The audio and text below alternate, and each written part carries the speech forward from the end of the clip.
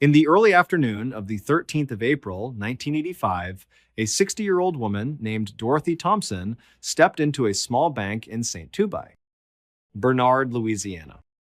The cool air inside did little to ease the pain in her hip as she slowly crossed the lobby toward the teller line. She kept her eyes forward, pretending not to notice the stairs. But in a town like St. Bernard, people always noticed Dorothy Thompson. Some whispered that the old woman who lived in the pet cemetery was cursed. Others claimed the land itself was haunted, and whenever her name came up, the conversation almost always circled back to the same disturbing fact. Both of Dorothy's husbands had died on her property.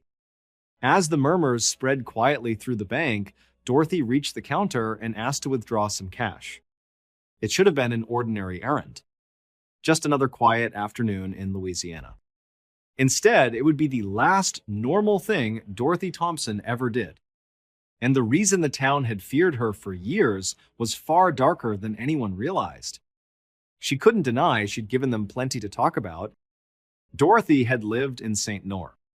Bernard for nearly 4 decades. She was the owner and sole resident of the local pet cemetery. It was a legitimate business, a place where grieving pet owners could buy a small plot of land to lay their beloved animals to rest. But it wasn't just the unusual business that made her the center of so much speculation. It was the fact that she lived there, all alone, on a piece of land that many people believed was haunted. The ghost stories weren't just about the animals buried in the cemetery. They were about people. Specifically, they were about Dorothy's 2 husbands, both of whom had died on that very property. Her first husband had been a heavy drinker, and his drinking often turned to violence directed at Dorothy. The abuse became so severe that one day, Dorothy had to defend herself. She shot and killed him. The official ruling was self-defense, but in the court of public opinion, the story was much darker. Then, her second husband had taken his own life. Dorothy was the one who found him on their porch. These 2 deaths, back to back, had sealed her reputation. People in town whispered that she was a husband killer, some kind of black widow living amongst the graves of cats and dogs. What the townspeople didn't see, or didn't want to see, was the immense toll all this tragedy had taken on her. The weight of it all was crushing. When her mother passed away about 6 years prior, it had nearly shattered her completely. Dorothy and her mother had been incredibly close, and losing her sent Dorothy into a spiral of depression so deep she had to be hospitalized for a long time.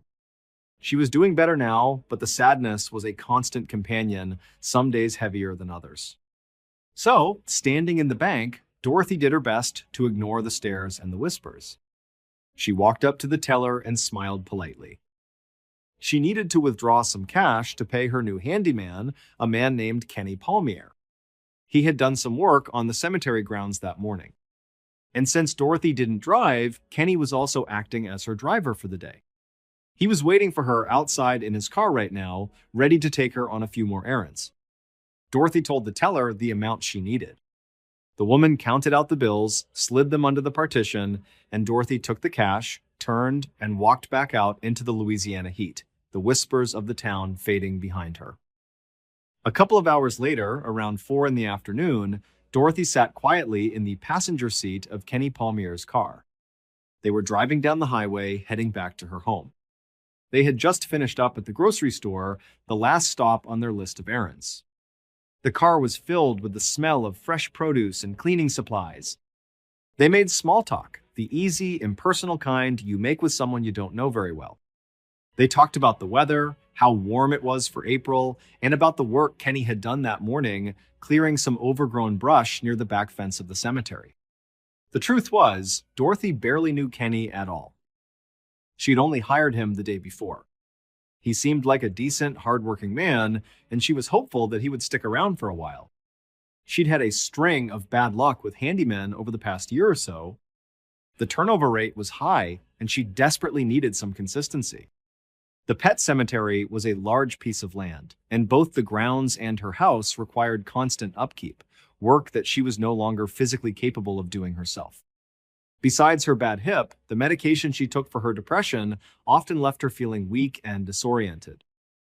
Sometimes she would ask her neighbors for help with small tasks, but for the bigger jobs, she preferred to hire people. It felt better that way, providing someone with steady work in exchange for the help she needed. The problem was, a few of her recent hires had been less than trustworthy. Last fall, her handyman was a man named Elkin Childress. He had lived with her on the property while he worked, but he spent more time wandering around the grounds exploring than he did actually working. She later found out he'd been arrested for robbery, and she suspected he had been casing her property, looking for things to steal or a way to break in. He ended up quitting before she had the chance to fire him, which was a relief. The handyman before Elkin had been even worse. His name was Brandon Nadier. Brandon was a loud, abrasive man who had started working for Dorothy right after her mother's death. He and his wife Bonnie had moved in with Dorothy. The arrangement was that Brandon would handle the repairs and maintenance, and Bonnie would help by driving Dorothy to her appointments. But just like with Elkin, the Nadiers turned out to be thieves, only their theft was on a much grander scale. The previous spring, Dorothy had gone through a particularly severe depressive episode. She was heavily medicated, leaving her groggy and not thinking clearly. During that time, the Nadiers had managed to convince her to sell them her land, the entire pet cemetery, and her house for a fraction of what it was worth. When the fog of the medication finally lifted and Dorothy understood what she had done, she was horrified. She immediately hired a lawyer, had the Nadiers move out, and began the process of overturning the sale. For the past year, she had been locked in a nasty legal battle with them. She knew that Brandon and Bonnie were furious with her. And Brandon, true to his nature, couldn't keep his mouth shut. He was telling anyone who would listen about their dispute, trying to paint her as the villain. He even kept contacting her directly, trying to bully or sweet-talk her into dropping the lawsuit. But Dorothy refused to back down. That cemetery, that land, it had belonged to her mother. It was her home and her legacy. She wasn't going to let anyone cheat her out of it. Now, sitting in Kenny's car, Dorothy watched the familiar scenery pass by. Kenny turned off the main highway onto the smaller road that led to her property. He then turned into her long driveway, which wound its way through a thick grove of trees, isolating her home from the rest of the world. As they got closer, the first of these small, weathered tombstones came into view. The cemetery was huge, a final resting place for almost any kind of animal you could imagine. There were simple, engraved stone markers and much more elaborate monuments. One of her favorites was a human-sized statue of a Buddha, a memorial for someone's beloved pet cat. Kenny pulled the car up in front of her small house and killed the engine. He got out and came around to help her with the groceries, carrying the heavy bags inside and setting them on her kitchen counter. When everything was inside, Dorothy carefully counted out the cash she owed him from the bank withdrawal earlier. She handed it to him and said she'd call when she had more work for him to do. She stood in her doorway and watched as he got back into his car and drove away, his taillights disappearing down the long, wooded driveway. Later that night, around 9 o'clock, Dorothy poured herself a generous glass of red wine.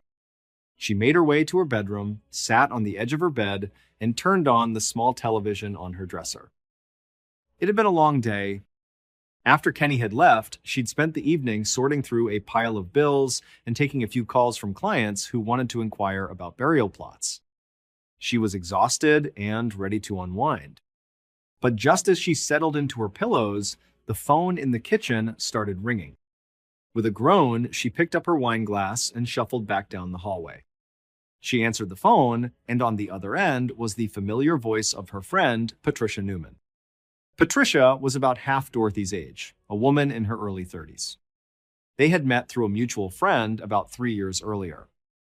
At first, Patricia had been more of a caretaker to Dorothy since she had experience working with the elderly.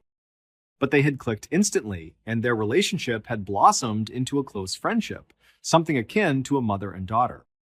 Patricia lived only about 10 minutes away, and Dorothy had come to rely on her for all sorts of things, from supervising her daily medications to driving her to doctor's appointments. Patricia was one of the few people Dorothy truly trusted and spent significant time with outside of the handyman she hired. That was why Patricia was calling tonight. She wanted to confirm if Dorothy still needed a ride to the pharmacy the next day. Dorothy told her yes, she did, and thanked her for remembering. They chatted for a few more minutes about nothing in particular before saying their goodnights. After she hung up, Dorothy stood in the quiet kitchen for a moment. She topped off her wine glass and listened to the sound of the crickets chirping outside her window. The house was so isolated, the night sounds were all she could hear. She was just about to head back to bed when another sound cut through the chirping of the crickets. It was the low rumble of a car engine coming slowly up her long driveway. The next morning, a little after 1 in the afternoon, Patricia Newman pulled her car up to Dorothy's house and put it in park. She had tried calling Dorothy around 9 that morning to let her know she was running a little late, but Dorothy hadn't picked up. Patricia had tried calling a few more times throughout the morning, but each call went straight to the ringing, with no answer. A knot of anxiety began to form in her stomach. Dorothy was in her 60s, a heavy drinker, and on a cocktail of strong medications. Patricia couldn't shake the feeling that Dorothy might have had an accident or some kind of medical emergency. So she wasn't here just to take Dorothy to the pharmacy anymore. She was here to make sure her friend was okay. Patricia got out of her car and walked quickly to the front door. She knocked loudly, then waited. There was no answer. She peered through the front window, but she couldn't see any movement inside. The house was dark and still. She went back to the front door and tried the knob, but it was locked. She knocked again, louder this time, calling out Dorothy's name. After several more minutes, with no response, no sound, no sign of life from within the house, Patricia's worry turned to real fear. She walked back to her car, her mind racing, and drove to a nearby phone to call the police. A short time later, Patricia was back at Dorothy's house, standing anxiously on the lawn as two St. Tom Bernard Sheriff's deputies worked to open the back door. They had arrived just a few minutes ago, and she had explained the situation, her voice trembling slightly. She told them how out of character this was for Dorothy and how she was convinced something was wrong. The officers had done a quick walk around the house, checking windows and doors. They found that the back door wasn't locked, but it was jammed shut. So now they were trying to force it open. After a few solid kicks, the door finally gave way with a loud crack and swung inward. The two officers entered the house with Patricia right behind them. She immediately started calling Dorothy's name, her voice echoing through the silent rooms. As she moved from the kitchen into the main living area, she heard the faint sound of a television. It was coming from Dorothy's bedroom down the hall. Hope surged through her for a moment, but when she reached the bedroom and looked inside, it was empty. The bed was made, but Dorothy was nowhere to be seen. They searched the entire house, every room, every closet, but there was no sign of her. And strangely, there was no sign of any trouble either. Nothing was out of place.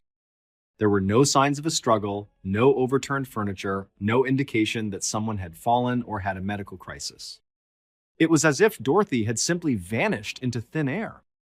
The two officers didn't seem to know what to make of it. From their perspective, there was no obvious crime scene, no emergency. Just an elderly woman who wasn't home when she was expected to be and who had left her television on.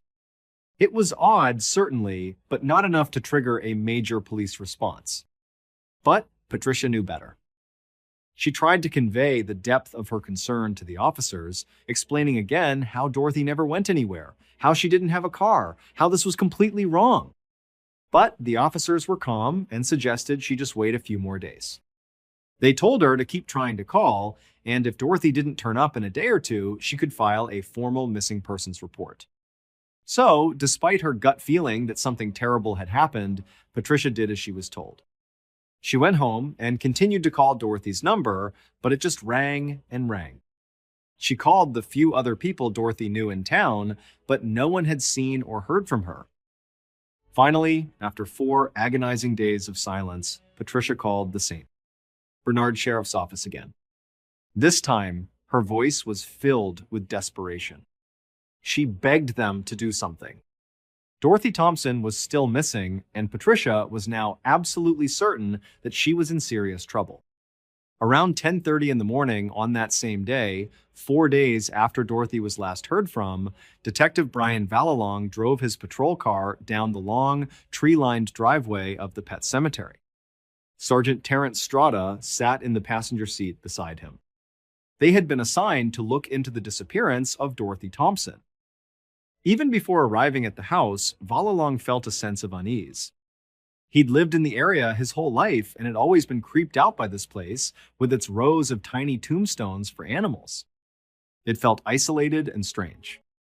As they cleared the trees and the house came into view, Valalong saw a woman standing near the front porch. She was maybe in her 30s, pacing back and forth. He guessed this must be Patricia Newman. She looked anxious and impatient, and as soon as he and Strada got out of their car, she walked right up to them. She didn't waste any time with pleasantries. She told them that the first officers who had come out had barely done anything, just a quick welfare check. She insisted that they needed to conduct a real search of the house and the entire property to make sure Dorothy wasn't lying hurt somewhere. Valalong and Strada assured her they would do a thorough search, but first they needed to get the full story from her.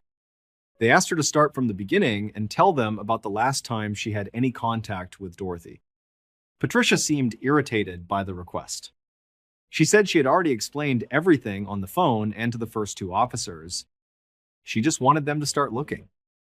But Valalong was firm. He explained that he needed to hear it directly from her to make sure he didn't miss any details. So, reluctantly, Patricia recounted the events. She told them about the phone call on the night of the 13th to confirm the pharmacy trip. She told them about her unanswered calls the next morning and her growing sense of dread. She described finding the house empty, the TV on, the back door jammed. She reiterated that she was now convinced something bad had happened to Dorothy and that she needed their help to find her. Valalong listened patiently, then asked if Dorothy had any other friends or family she might have gone to visit. Patricia shook her head emphatically. She explained that Dorothy was a loner, that she almost never left her property. She didn't drive and had no car. Patricia then looked Valalong straight in the eye and said she believed the only way Dorothy would have left her house that night was if someone had forced her to. Valalong exchanged a look with Strada. He didn't dismiss Patricia's fears, but he knew they needed to proceed based on evidence, not just gut feelings. He asked Patricia to show them the back door that had been jammed, and they would begin their search there. A few moments later, Valalong stepped through the back doorway into Dorothy's house, with Strada and Patricia following. As he walked through the rooms, he saw that Patricia had been right. The house was incredibly neat. There was absolutely no sign of a struggle. This seemed to contradict the idea of a forced abduction, but then again, Dorothy was an older, frail woman. Valalong considered that she could have been overpowered quickly without much of a fight. He also noted that nothing of value seemed to be missing. The television was still in the bedroom, and other personal items were untouched. It didn't look like a robbery, but unlike the first officers, Valalong agreed that something was very wrong here. As he continued his search, he saw more and more signs that Dorothy had not planned to be away from home. There was the half-empty glass of wine on the kitchen counter. The television was still on. These were the actions of someone who expected to be right back, not someone who had planned a trip or was leaving for an extended period. And Patricia had already confirmed that there was no family emergency or last-minute vacation. Valalong paused his search and turned to Patricia. He asked her about Dorothy's mental state. Patricia hesitated for a moment before admitting that Dorothy was on a lot of medication and that it sometimes made her confused and disoriented. This opened up a new possibility for Valalong. Perhaps Dorothy, in a confused state, had simply wandered off on her own. She could have walked out the back door and then gotten lost or hurt on the vast wooded property. The back door had been unlocked, after all. Even though it was jammed, it obviously wasn't impossible to open from the inside. Maybe it just got stuck when it was closed from the outside. He shared this theory with Strada. It was time to expand the search. Dorothy clearly wasn't in the house. Now they had to search the grounds. 15 days later, on the morning of the 3rd of May, 1985, Detective Valalong walked into Sergeant Strada's office to go over the case. By this point, Valalong was almost certain that Dorothy Thompson had been a victim of foul play. They had conducted multiple extensive searches of her house and the entire pet cemetery property. They had used search dogs and brought in volunteers. They found nothing. No sign of Dorothy and no clues to explain where she had gone. Patricia had told them that Dorothy had a small tattoo of a cross on her left index finger. Valalong had spent the better part of the last 2 weeks on the phone calling every hospital and morgue in the region to see if a woman matching Dorothy's description and with that specific tattoo had been admitted or brought in. He had also interviewed Dorothy's neighbors, the tellers at the bank she'd visited, and a handful of other people in town who knew her. He had tracked down and spoken with her new handyman, Kenny Palmier, who confirmed he had dropped her off at home around 4 in the afternoon on the day she disappeared. But no one had seen or heard from Dorothy since that day. While no one could provide any useful information about her whereabouts, nearly everyone Valalong spoke to had a strong and usually negative opinion of her. They called her a recluse crazy. They repeated the old rumors about her murdering her husbands and burying them on the property. They talked about how the cemetery was haunted. The stories were pervasive, but none of them offered a tangible lead for a homicide investigation. The only promising piece of information Valalong had uncovered came from Dorothy's lawyer a few days earlier. The lawyer had confirmed that Dorothy was in the middle of a very bitter lawsuit over the ownership of her property with 2 of her former employees, Bonnie and Brandon Nadier. With the case now looking more and more like an abduction and murder, a contentious lawsuit was a huge red flag. It provided a clear motive. Valalong knew he had to talk to the Nadiers as soon as possible. As he was laying all this out for Strada, the phone on Strada's desk rang. Strada picked it up, listened for a moment, and his expression changed completely. He looked shocked. He said a few words into the receiver, thanked the caller, and hung up. He turned to Valalong and told him that a woman's body had been pulled from the Mississippi River the day before, about 40 miles downriver from St. Two. Bernard. They thought it might be Dorothy. Just a few hours later, Valalong and Strada stood with Patricia Newman in a sterile examination room at the coroner's office. On a long metal table in the center of the room lay the body that had been recovered from the river. Patricia had agreed to come and see if she could make an identification. But as Valalong looked at the body, he had serious doubts that a visual identification would even be possible. The body was severely decomposed and bloated from its time in the water. The medical examiner had told them the woman had likely been in the river for weeks. An autopsy was pending, but due to the state of the body, any findings would be difficult to determine with certainty. One thing was certain, however. This was a homicide.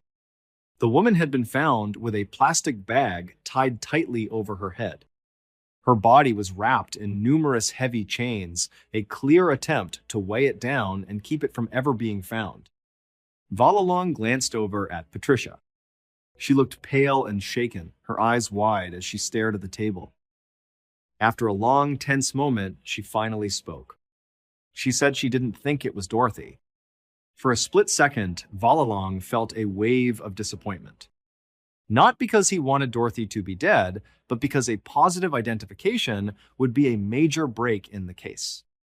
But then, he remembered the tattoo. He stepped forward, put on a pair of latex gloves, and gently lifted the woman's left hand. And there, just faintly visible on the decomposed skin of her index finger, was the unmistakable shape of a small cross. This was her. This was Dorothy Thompson. 4 days later, on May 7th, Valalong sat at his desk, staring at the growing case file. This was no longer a missing persons case. It was a full-blown homicide investigation. The medical examiner had completed the autopsy. He hadn't found any water in Dorothy's lungs, which meant she had not drowned. The cause of death was officially listed as asphyxia, likely from strangulation or suffocation, before she was put in the river. Valalong went back to the beginning, reviewing all his notes, looking for anything he might have missed. He started with the crime scene, or rather, the lack of one. Dorothy's house was so neat. It was possible she had been lured away from her home and killed elsewhere. But he knew from everyone he'd spoken to that Dorothy was a homebody. She didn't trust people easily and wouldn't have left with a stranger.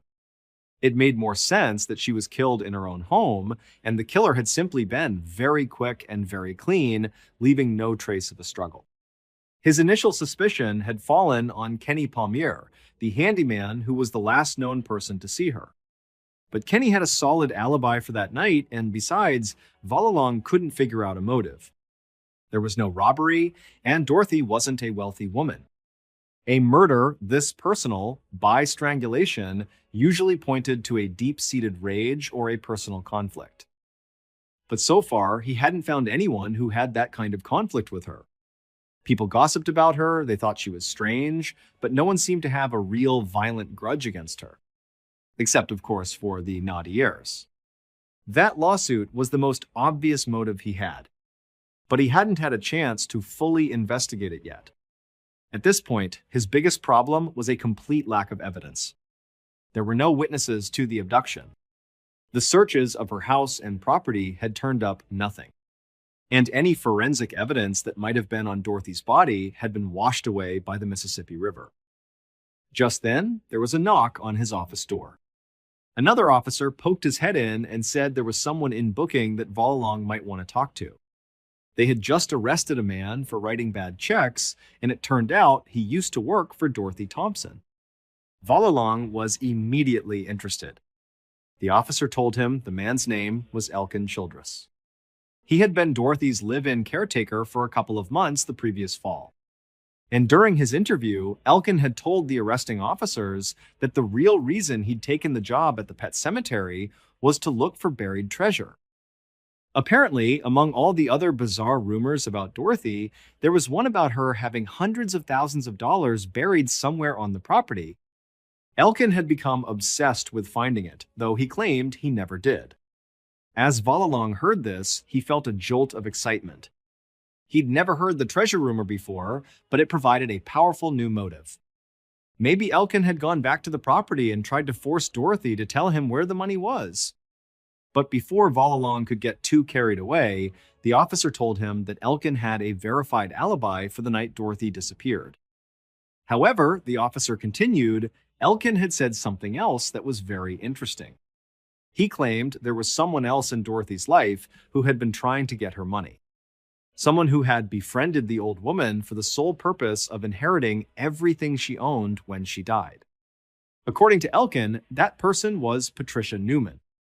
The name hit Valalong like a ton of bricks. Why hadn't he seen it before? Patricia was the one who had reported Dorothy missing. She was the one who had pushed so hard for an investigation. At the time, he'd thought it was just a concerned friend. But now he wondered if it was an act, an attempt to make herself look innocent. It was a classic move for a killer, inserting themselves into the investigation to control the narrative and divert suspicion. And Patricia had been in Dorothy's house multiple times in the days before the body was found. She had every opportunity to clean up a crime scene or plant misleading evidence. He got up from his desk and went to find Strata. They needed to talk to Patricia Newman again, and this time she would be treated as a prime suspect. On May 8th, just one day after that conversation, Detective Valalong sat across an interrogation table from Patricia Newman. He watched her closely.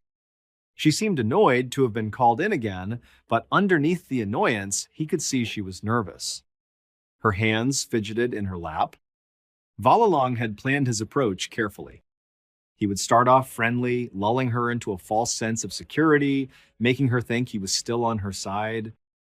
Then he would pivot and hit her with the tough questions. He began by asking her to go over her relationship with Dorothy one more time. Patricia explained how they were close friends and how she helped care for the older woman. Valalong nodded, pretending to be sympathetic. Then he changed the subject abruptly. He asked her about Dorothy's estate, if it was valuable. Patricia said Dorothy owned the house and the land free and clear, so it had to be worth something, but she didn't know how much. Valalong leaned forward slightly. Okay, he said, forget the financial value. Was the property worth something to you, Patricia? He saw the flicker of alarm in her eyes.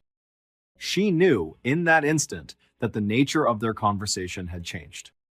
She was no longer just a helpful witness. She quickly denied it, saying the property meant nothing to her, that she didn't want it. Then she tried to turn the tables. She told Valalong that if he was looking for someone who wanted that land, he needed to talk to the Nadiers. Valalong stayed silent, letting her talk. Seizing the opportunity, Patricia launched into a tirade against them. She called them monsters. She said Brandon had been verbally abusive to Dorothy when he worked for her. She claimed he was the main source of the vicious rumors that circulated about Dorothy in town. But that wasn't the worst of it, she said. She then detailed the entire story of the land sale. She explained how, when Dorothy was in a fragile mental state from her depression and medication, Brandon and Bonnie had manipulated her into signing over her property for almost nothing. Valalong realized that while he knew about the lawsuit, he hadn't understood the full context, how predatory the Nadiers' actions had been. Things had been so chaotic since Dorothy's body was found that he hadn't had a chance to follow up with Dorothy's lawyer for all the details. Patricia explained that it was she who had convinced Dorothy to fight back, to hire a lawyer and sue them. And, she added, the court date for that lawsuit had taken place just 10 days before Dorothy disappeared. Valalong couldn't believe it. The motive was so clear, so powerful. The Nadiers stood to lose everything if Dorothy won that lawsuit. But if Dorothy suddenly disappeared, the lawsuit would likely be dismissed and the land would be theirs by default. At that moment, his focus shifted entirely. He still had questions for Patricia. He hadn't seen Dorothy's will yet, but he wouldn't be surprised if Patricia was named in it, which would give her a motive as well. But the case against the Nadiers was suddenly much, much stronger. He assured Patricia he would look into them. His next stop would be finding Brandon Nadier. 3 days later, on the afternoon of May 10th, Valalong was back in the same interrogation room. This time, he was facing 1-year-old Brandon Nadier.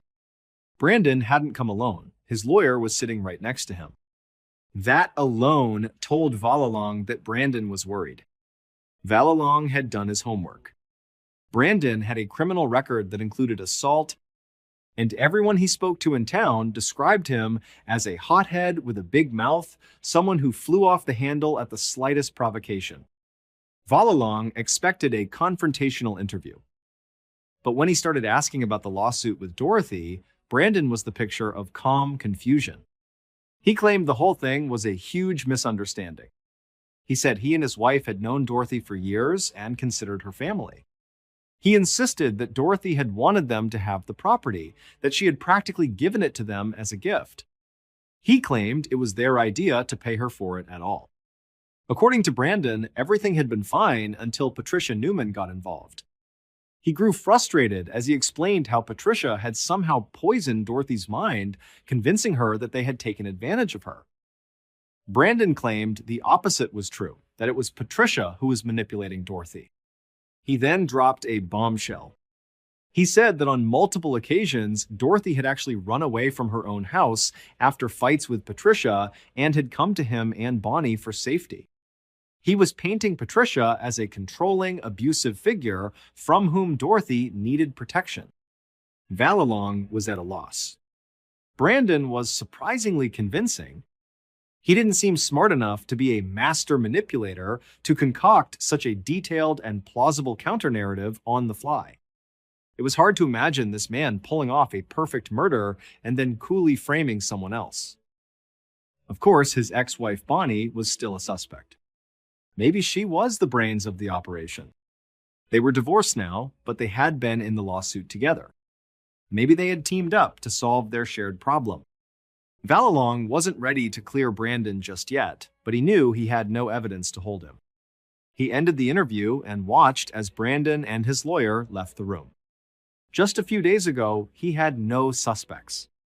Now he had too many, and everyone seemed to have a motive tied to Dorothy's money or her land. About 5 months later, in October of 1985, Valalong and Sergeant Strada stood in the middle of Dorothy's pet cemetery, looking at the scene in disbelief. Nearly every single tombstone on the property had been smashed to pieces. It was an act of pure vandalism, and Valalong had no idea who was responsible. But in a strange way, it felt fitting. The cemetery was a wreck, and so was his investigation. In the months since May, he and other detectives had interviewed Patricia and Brandon multiple times. Each time, they just blamed the other. The situation with Dorothy's estate had devolved into a full-blown war. Dorothy's will had been read, and it revealed that Patricia Newman was set to inherit a significant portion of the estate, including the income from the pet cemetery business. But the Nautiers were fighting it, claiming the property was legally theirs from the earlier sale, and that the unresolved lawsuit meant Patricia had no claim. To make matters even more complicated, Bonnie Nautier had actually moved into Dorothy's house and was living there, refusing to leave. That was why they were all here today. Patricia was trying to get into the house to retrieve some of Dorothy's personal effects, and Bonnie was refusing to let her in. The sheriff's department had sent uniformed officers to keep the peace, and Valalong and Strada had come along, hoping to finally get a chance to question Bonnie. But when they arrived, Bonnie was furious. She screamed at everyone to get off her property and refused to speak a word to the detectives. Eventually, the officers were able to escort Patricia inside to get what she needed, but Bonnie remained hostile and uncooperative. As Valalong and Strada walked back to their car past the shattered gravestones, a deep sense of frustration washed over them. They had multiple suspects, clear motives, and absolutely no way to tie any of them to the crime. Brandon Nautier had the strongest motive. Dorothy's death made his legal problems disappear. His ex-wife Bonnie was clearly determined to keep the property. But Patricia Newman also stood to gain financially, and her behavior during the investigation had been suspicious. Then there was Elkin Childress, the treasure-hunting handyman. Maybe he was the one who had smashed the tombstones, looking for the buried money. Without any forensic evidence or witnesses, it felt like they were chasing ghosts. The case was going nowhere. The investigation continued for weeks, then months. Detectives re-interviewed everyone, chasing down every rumor. They even met with a psychic who claimed to know who the killer was. But nothing led to a breakthrough. As time stretched on, the case file for Dorothy Thompson grew thicker, but the answers remained out of reach. Eventually, the case was passed to new detectives, and then finally, it was officially declared cold. 24 years went by. On a Thursday afternoon in late September of 2009, Detective John Duran of the St. Bernard Sheriff's Office was sitting at his desk, finishing up some paperwork. Another detective poked his head into his office. "That caller is on the phone for you," he said. Duran knew exactly who he meant. A few days prior, an anonymous man had called the tip line claiming to have information about a cold case from 1985, the murder of the woman who owned the pet cemetery. Duran had known instantly he was talking about Dorothy Thompson. As a teenager, Duran had actually earned money cutting the grass at that cemetery. He and his friends knew all the stories about the eccentric old woman who lived there. The first time the tipster had called, he'd gotten nervous and hung up. This time, Duran was determined to keep him on the line. He picked up the phone. "Listen to me," he said calmly. "You are not in any trouble. I just need to know who you are and where I can meet you. Just tell me what you know." There was a long silence on the other end, and then the caller reluctantly agreed. Later that day, Duran and another detective sat in the living room of a small house in New Orleans. Across from them sat a nervous, older man. His eyes darted around the room, and he kept glancing over his shoulder as if he expected someone to attack him. Duran realized the man wasn't just nervous, he was genuinely terrified. Finally, the man took a deep breath. He said he knew who killed Dorothy Thompson, and he had known for over 2 decades. The guilt, he said, had been eating him alive. He told the detectives that he had started seeing Dorothy's ghost, covered in chains, begging him to come forward and tell the truth. Duran raised an eyebrow, but said nothing. It didn't matter what prompted the man to call, it only mattered what he had to say. And then, the man told them everything. Based on that confession, and the investigation that followed, here is what police believe happened on the night of the 13th of April, 1985. Sometime after 9 o'clock that night, Brandon Naudier drove his truck up the long, winding driveway of the pet cemetery. He looked out at the rows of tombstones, at the dark woods, at the small house where Dorothy lived. He had been waiting for this property to be his, fighting for it in court. But now he had decided to stop waiting. He believed Dorothy didn't deserve to live, let alone own this land. He parked his truck, got out, and walked calmly to the back of the house. He knocked on the door. After a moment, Dorothy came to the door. She looked confused to see him there, but she knew him, so she opened it. The moment she did, Brandon lunged at her. She tried to scream, but he was too fast. His hands clamped around her throat, silencing her instantly. He strangled her there in her kitchen until she went limp. Then he found some bed sheets, wrapped her lifeless body in them, and dragged her outside to his truck. He drove from the cemetery to a deserted spot along the Mississippi River.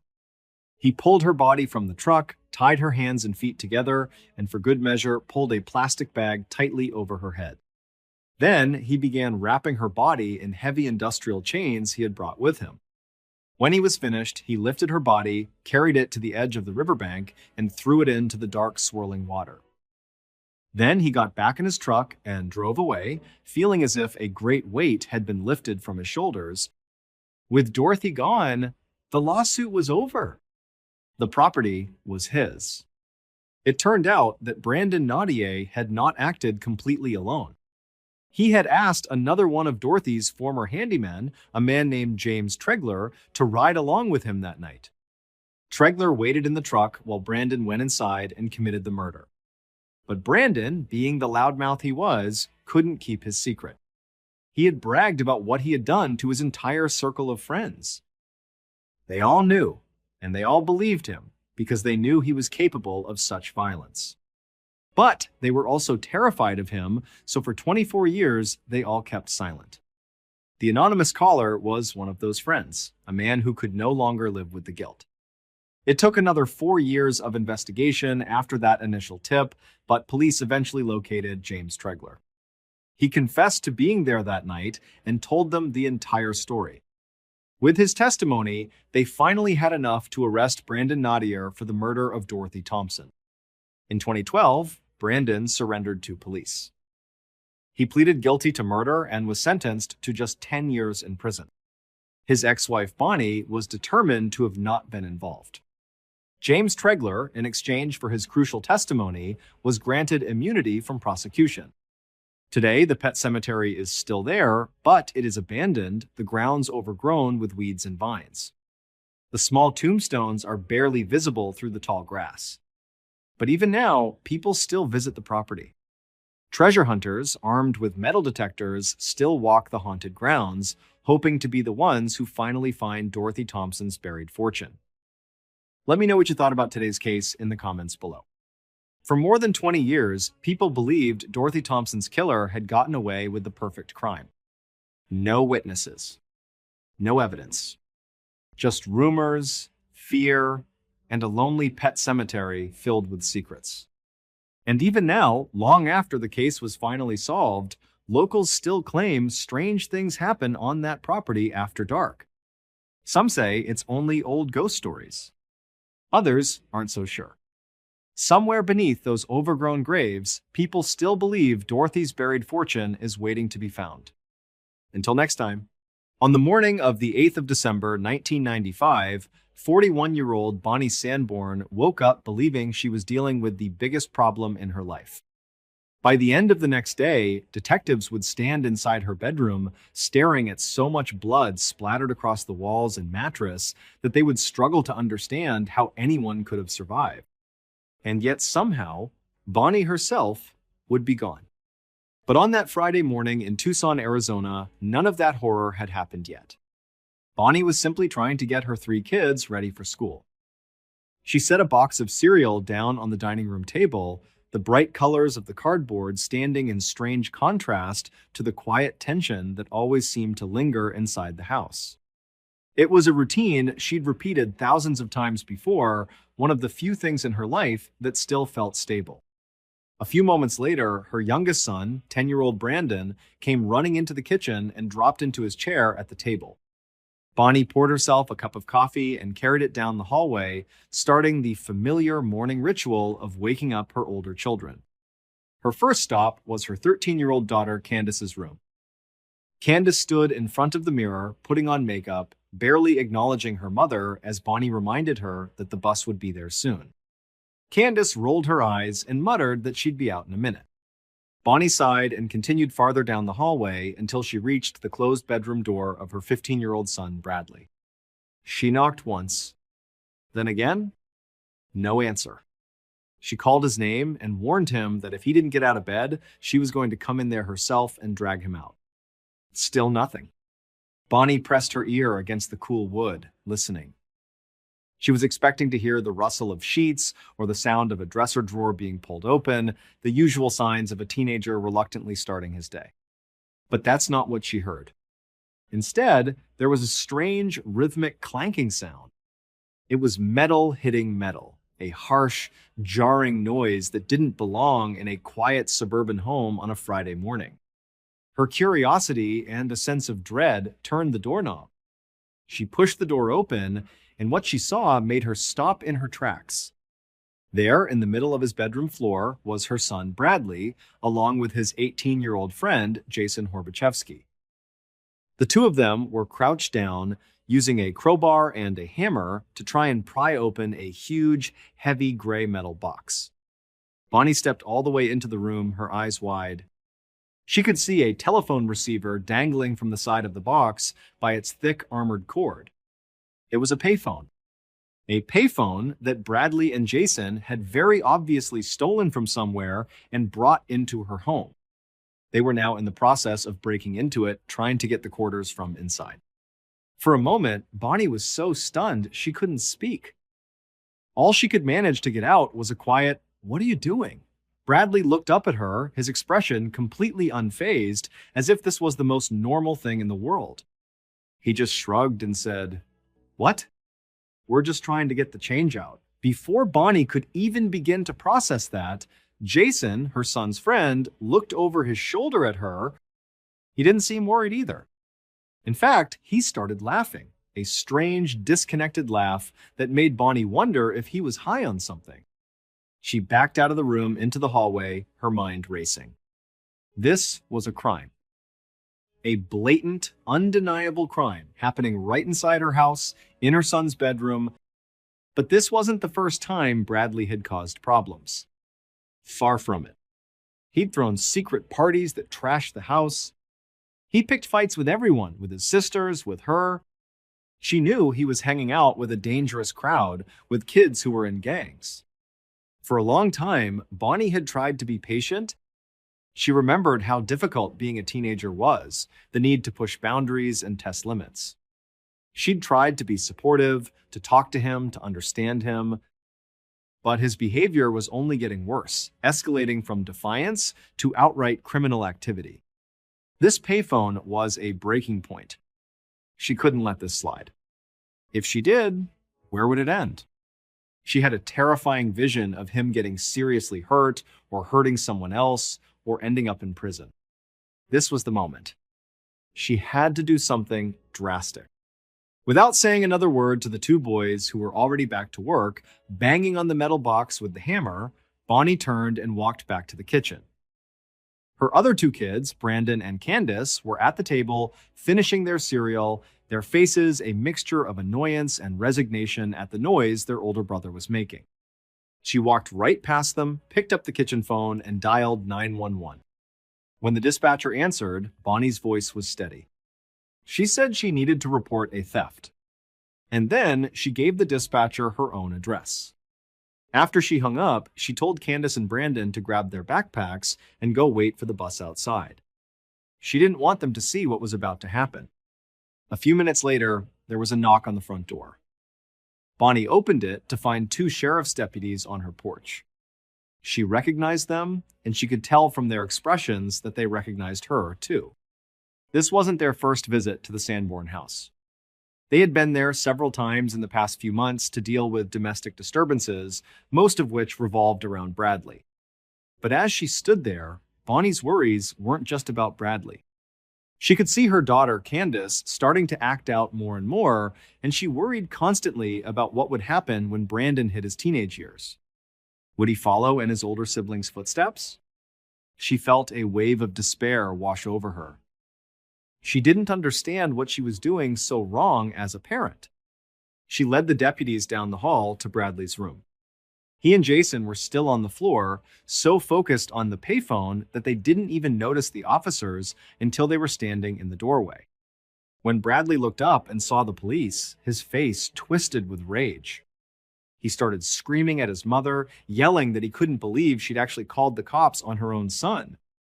Bonnie felt a pang of guilt, a mother's natural instinct to protect her child, but she pushed it down. She knew she was doing the right thing, the only thing she could do. The deputies handcuffed both Bradley and Jason and led them outside to their patrol car. Bonnie followed them, watching as they put the two boys in the back seat. As they were about to close the door, she pulled one of the deputies aside. She asked him, her voice low, if he could make sure Bradley spent at least one night in the juvenile detention center. She explained that she thought it might be the scare he needed. It was the toughest form of tough love she could imagine, basically asking for her son to be locked up, but she was desperate. She hoped that a night in a cell, combined with some mandatory counseling, might finally make him see that he was on a dangerous path.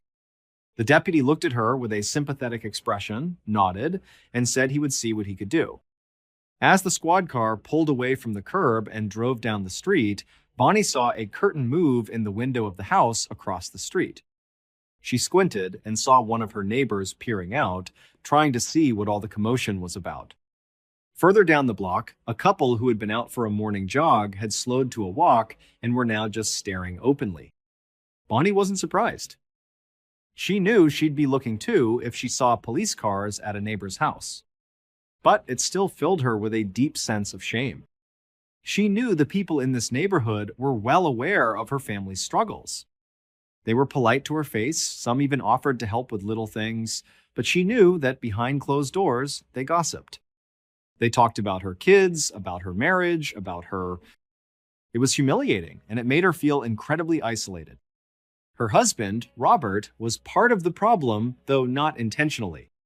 He'd taken a job in Maryland and was only able to come home every other weekend. She felt like she was parenting 3 difficult teenagers all by herself. She had tried to sell the house in Tucson and move the whole family out to Maryland to be with him, but it had proven to be too complicated, too much of an upheaval. The good news was that Robert had been talking to his boss about a transfer. He was supposed to be coming back home for good next week. That was the one bit of light she was clinging to. Soon, she wouldn't be alone in this anymore. Soon, she'd have her partner back to help her deal with the kids, the nosy neighbors, and everything else. She just had to survive until then. About 16 hours later, around 11:45 that night, Bonnie went through her nightly routine. She brushed her teeth, changed into her pajamas, and got ready for bed. The house, for once, was quiet, except for the low hum of the television coming from the living room. She'd gotten a call from the juvenile detention center that afternoon. Bradley was being held on theft charges, just as she'd hoped. It was for the best, she told herself again. But his friend Jason, being 18, was an adult in the eyes of the law. He wasn't held. He was just issued a citation and released the same day.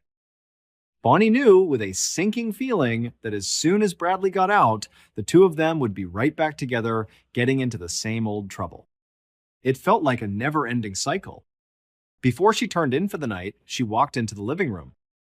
Candace and Brandon were curled up on the couch, their eyes glued to the TV screen. She told them it was time for bed, that they needed to turn off the TV and go to their rooms. They both just ignored her, completely engrossed in their show. It was a Friday night, and they didn't have school in the morning. Bonnie had already done enough fighting for one day. She just didn't have the energy for another argument. So, she let it go. "All right," she said, "but don't stay up too late." She left them there, went to her own bedroom at the end of the hall, shut the door, and turned out the lights. A few hours later, something woke her up. She blinked her eyes open and glanced at the red digital display of her alarm clock. It was nearly 3 in the morning, and she could still hear the television on in the living room. With a groan, Bonnie cracked open her bedroom door and yelled down the dark hallway, telling the kids to turn off the TV now and get to bed. As she settled back under her covers, she heard the sound of the TV clicking off, followed by the soft padding of footsteps going down the hall. Finally, the house was silent, and Bonnie drifted back to sleep. But sometime later, in the deep, pre-dawn darkness, she woke up again. She rolled over in her bed, and her eyes opened, and she saw a large, dark figure standing over her. Later that same morning, around 10:45 a.m., 10-year-old Brandon woke up. The house was completely silent, which was unusual. On a Saturday morning, his mom would normally be up by now, making breakfast, the smell of coffee and bacon filling the air. He got out of bed and walked down the hallway, but he didn't hear any sounds of her moving around. He looked in the kitchen. It was empty. There were no dirty pans in the sink, no coffee in the pot. It was as if his mom hadn't even woken up yet. He went to his older sister, Candace's room, and asked if she knew where their mom was. Candace said she hadn't seen her all morning. Together, the two of them walked down the hallway to their mother's bedroom. They knocked on the door. No answer. Brandon, feeling a knot of anxiety tighten in his stomach, pushed the door open and looked inside. What he saw made him gasp. The room was destroyed, and it was covered in blood. But their mom wasn't there. Later that same morning, Detective Brad Faust pulled his car up to a quiet house in a Tucson suburb. A yellow police tape was already stretched across the front yard, a stark and ugly gash in the peaceful neighborhood. He was there to investigate what was being called an apparent kidnapping. Faust was feeling spread thin. 1,995 had been a brutal year for Tucson. The city was on track for a record number of murders, nearly 100 already, and the Pima County Sheriff's Office was overwhelmed. As far as he knew, this wasn't a murder yet. The initial call said a woman named Bonnie Sanborn was missing, and her kids had called 911 after finding a lot of blood in her bedroom. Faust was hoping it wasn't as bad as it sounded, that maybe they'd find Bonnie quickly and she'd be okay. He got out of his car and saw 2 kids, a boy and a young teenage girl, sitting on the front curb. They looked absolutely terrified, their faces pale and streaked with tears. Faust noticed they both had dark stains on their shirts that looked like blood. He figured these must be Bonnie's children, the ones who had made the call. He made a mental note to speak with them as soon as he could. He ducked under the police tape and walked towards the front door. A crime scene photographer met him just inside and led him down the hallway. As they walked, Faust saw a family portrait hanging on the wall. It showed a smiling woman he assumed was Bonnie, a man he guessed was her husband, and 3 kids, all looking happy, like the perfect family. It was a jarring image, knowing what he was about to walk into. Before they reached the master bedroom, the photographer stopped. He turned to Faust and warned him, "There's a lot of blood in there." Faust just nodded. The photographer opened the door, and Faust saw immediately that he hadn't been exaggerating. Blood was everywhere. It was splattered high up on the walls, soaked into the carpet, smeared across the windows. The mattress was a deep, dark red. His heart sank. He'd seen enough crime scenes to know that this much blood loss meant their chances of finding the victim alive were slim to none. But until they found a body, he had to work this as a kidnapping. It was going to be incredibly difficult to figure out what happened and who was responsible without knowing Bonnie's fate. Faust stepped carefully into the room, moving towards the bed where a forensic technician was already dusting for fingerprints. The mattress was completely saturated with blood. On one of the pillows, he could see a clear, bloody handprint. He knew it could belong to Bonnie, or it could belong to her attacker. They'd have to wait for the lab to tell them for sure. He noticed that the bed sheets had been partially stripped from the bed and were bunched up in a ball in the middle of the mattress. Looking at the scene as a whole, the sheer volume of blood and the disarray of the bedding, it painted a clear picture in his mind. A violent, prolonged struggle had taken place in this room, and it had started right here, on this bed. Bonnie was most likely in bed, asleep, when the attack began. He also saw a folding knife with a bright red handle lying on the mattress. Next to it was an overturned purse. Its contents, credit cards, a checkbook, some loose cash, were scattered across the bloody sheets. The fact that these valuable items were left behind was significant. It told Faust that robbery probably wasn't the motive here. This was something else. Something personal. Then, something small on the floor near the bed caught his eye. He checked with the photographer to make sure the area had been documented. Then he put on a pair of latex gloves, crouched down, and picked it up. It was a small, plain, brown button. He walked over to the closet and quickly sifted through the clothes hanging inside. The button didn't seem to match any of Bonnie's blouses or coats. Based on where he found it, right in the middle of the chaos, he figured it must have been torn off someone's clothing during the struggle. It could have come from whatever Bonnie was wearing, or it could have come from her attacker. He handed the button to a forensics officer and told him to bag it as evidence. As he continued to scan the room, he noticed something else. Amidst all the random splatters and smears of blood, there was a distinct trail of droplets.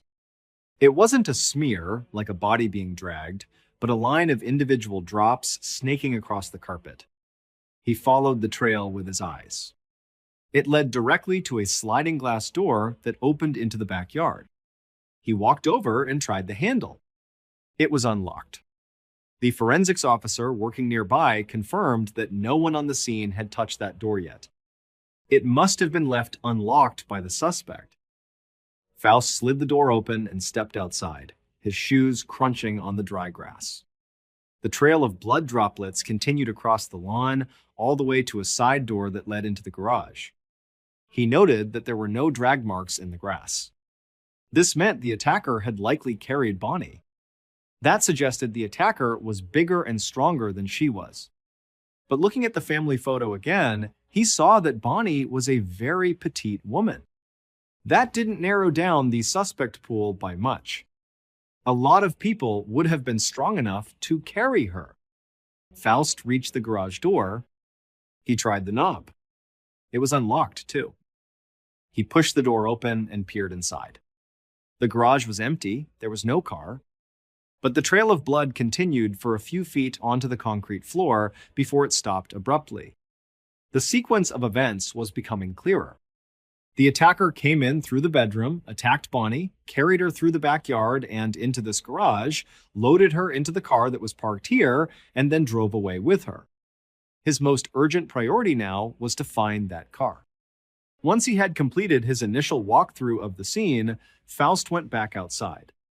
He found Bonnie's two younger children, Candace and Brandon, still sitting on the curb. He crouched down in front of them, keeping his voice as gentle and calm as he could. They were still visibly shaken, their eyes wide with a mixture of fear and confusion. He asked them when the last time they saw their mother was. Candace, the older one, spoke up. She said it was around 11:45 the night before, when their mom had said goodnight and gone to her room. But then she added another detail. She said that around 3 a.m., she and Brandon were still up watching TV when they heard their mom shout from her bedroom for them to turn it off and go to bed. Candace said that's what they did. They turned off the TV and went to their rooms and fell asleep. Both kids insisted they didn't hear or see anything else unusual until they woke up that morning. This was a crucial piece of information. It established a timeline. If the kids were telling the truth, Bonnie had disappeared sometime after 3 a.m. It also suggested something about the killer. If the attacker had entered through the sliding glass door in Bonnie's bedroom, attacked her, and then managed to find her car keys, load her into the car, and drive away, all without waking up two kids who were sleeping just down the hall, it meant they were probably familiar with the layout of the house. They knew where they were going. It was likely someone Bonnie knew. Faust then gently pointed to the bloodstains on their shirts and asked them how they got there. Candace admitted that before they called 911, they had gone into their mom's bedroom. They were desperately looking for her, moving things around, calling her name. In their panicked search, they had gotten blood on their clothes. Faust understood. They were just kids, scared and looking for their mother. But from an investigative standpoint, it was a problem. It meant the crime scene, a scene he already knew was critical to solving this case, was now contaminated. He didn't let his frustration show. He calmly told the kids that he understood, but that they needed to go inside and change their clothes. He instructed them to give their bloody clothes to one of the forensics technicians so they could be collected as evidence. And he told them, very clearly, not to go anywhere near their mother's bedroom again. Candace nodded, stood up, and took her little brother's hand. As they walked back towards the house, another deputy approached Faust. He told the detective there was one more family member he needed to talk to. Bonnie had an older son, a 15-year-old named Bradley. That evening, Detective Faust walked down the sterile, echoing hallway of the Pima County Juvenile Court Center. He was holding a file folder with Bradley Sanborn's name on it.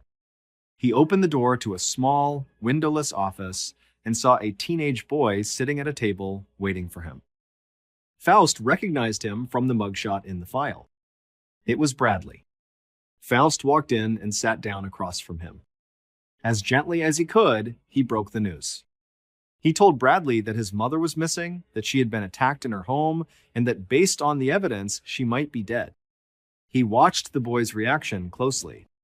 He knew that Bradley couldn't have physically been there for the attack. He had a rock-solid alibi being locked up here. But that didn't mean he wasn't involved. Faust had already started looking into Bradley's friends. He slapped the file folder down on the table between them and started flipping through the pages, showing Bradley the information he had gathered on his friend, Jason Horbachevsky. He told Bradley that he knew Jason was a known gang member. He knew from police informants that Jason had a reputation for carrying a knife. Some people had even said that Jason would sometimes pull the knife out and bizarrely stab himself in the side of the head as a strange display of toughness. Faust looked Bradley in the eye and asked him if the red-handled knife they found in his mother's bedroom belonged to Jason. He floated the theory that maybe the attack on his mom was revenge. Revenge for her calling the police on them over the payphone. But as he spoke, he saw Bradley's face crumble. Tears started rolling down the boy's cheeks. He choked out that he didn't know anything, that as much as he and his mom fought, he loved her and would never, ever hurt her. To Faust, the kid's reaction seemed completely genuine. He wasn't a seasoned detective for nothing. He could usually spot a lie. And this didn't feel like one. He came to a quick conclusion. If Jason's gang was involved in Bonnie's disappearance, it was very likely that Bradley didn't know anything about it. Trying to get more information out of this distraught teenager wasn't going to be productive. He needed to talk to Jason himself. Later that same night, Faust was back at his desk at the station, a cold cup of coffee next to him. He was digging through police records on Bradley, Jason, and Jason's gang affiliations. After leaving the juvenile center, his first priority had been to find and interview Jason. But that had turned out to be harder than he'd expected. Jason wasn't in custody, and he wasn't at any of his last known addresses. He had seemingly vanished. A few hours ago, Faust had sent a team of officers out to talk to known members of Jason's gang to see if anyone knew where he was or if they'd heard any chatter about what happened to Bonnie Sanborn. So far, nothing. They couldn't find Jason, and no one was talking. Just then, the door to his office creaked open. A deputy poked his head in and told Faust there was someone in the lobby he needed to see. Faust got up, walked out to the front desk, and there, sitting calmly in one of the waiting chairs, was Jason Horbachevsky. He stood up as Faust approached, a cocky, confident smirk on his face. He told Faust that he'd heard the sheriff's department was looking for him, so he decided to come in and prove he had nothing to hide. Faust didn't waste any time with pleasantries. He led Jason straight into an interrogation room. As Jason sat down across the metal table from him, Faust noticed the buttons on his shirt. They were small and brown, and they looked identical to the button he had found on the floor of Bonnie's bedroom. He also saw that a few of the buttons on the front of Jason's shirt were missing.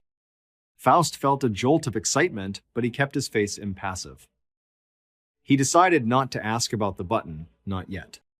He didn't want to show his hand too early. Instead, he started with standard questions. He asked about Jason's relationship with the Sanborn family, about his friendship with Bradley, and most importantly, where he was on the night of the attack. Jason admitted that, yeah, he was angry at Bonnie for calling the cops on them. But he insisted he didn't have some big plan for revenge. He swore he had no idea where Bonnie was or what happened to her. He claimed he was at his own home, asleep the entire night. At the end of the interview, he readily agreed to provide a DNA sample. He even took off his shirt with the missing brown buttons and handed it over for forensic analysis. After that, Faust had no legal reason to hold him, so he let Jason go. It had been a long, exhausting day, and it was time to go home. The next morning was Sunday, December 10th. It had been just over a day since Bonnie disappeared. Detective Faust was back in his office, sifting through the stacks of reports and interview notes that had already piled up on his desk. While he had been dealing with Bradley and Jason, other detectives had been re-interviewing Bonnie's friends, family, and neighbors. But so far, nothing helpful had emerged. A few neighbors mentioned the family's frequent arguments, but they all said Bonnie herself seemed like a nice woman. No one could think of a single person who would want to hurt her. Faust was reading through the transcripts, searching for any small detail, any inconsistency, when the phone on his desk rang. He picked it up. The man on the other end of the line sounded panicked. He said he was calling with a tip about the Bonnie Sanborn case. The man explained that he had just seen a news report about Bonnie's disappearance. The report mentioned that police were searching for her car, a light blue Chrysler. He said that the day before, on Saturday morning, he and his wife had been out for a run when they passed a car matching that exact description. It was abandoned on the side of a dirt road out in the desert just outside of town. He said at the time they didn't think much of it and didn't get too close.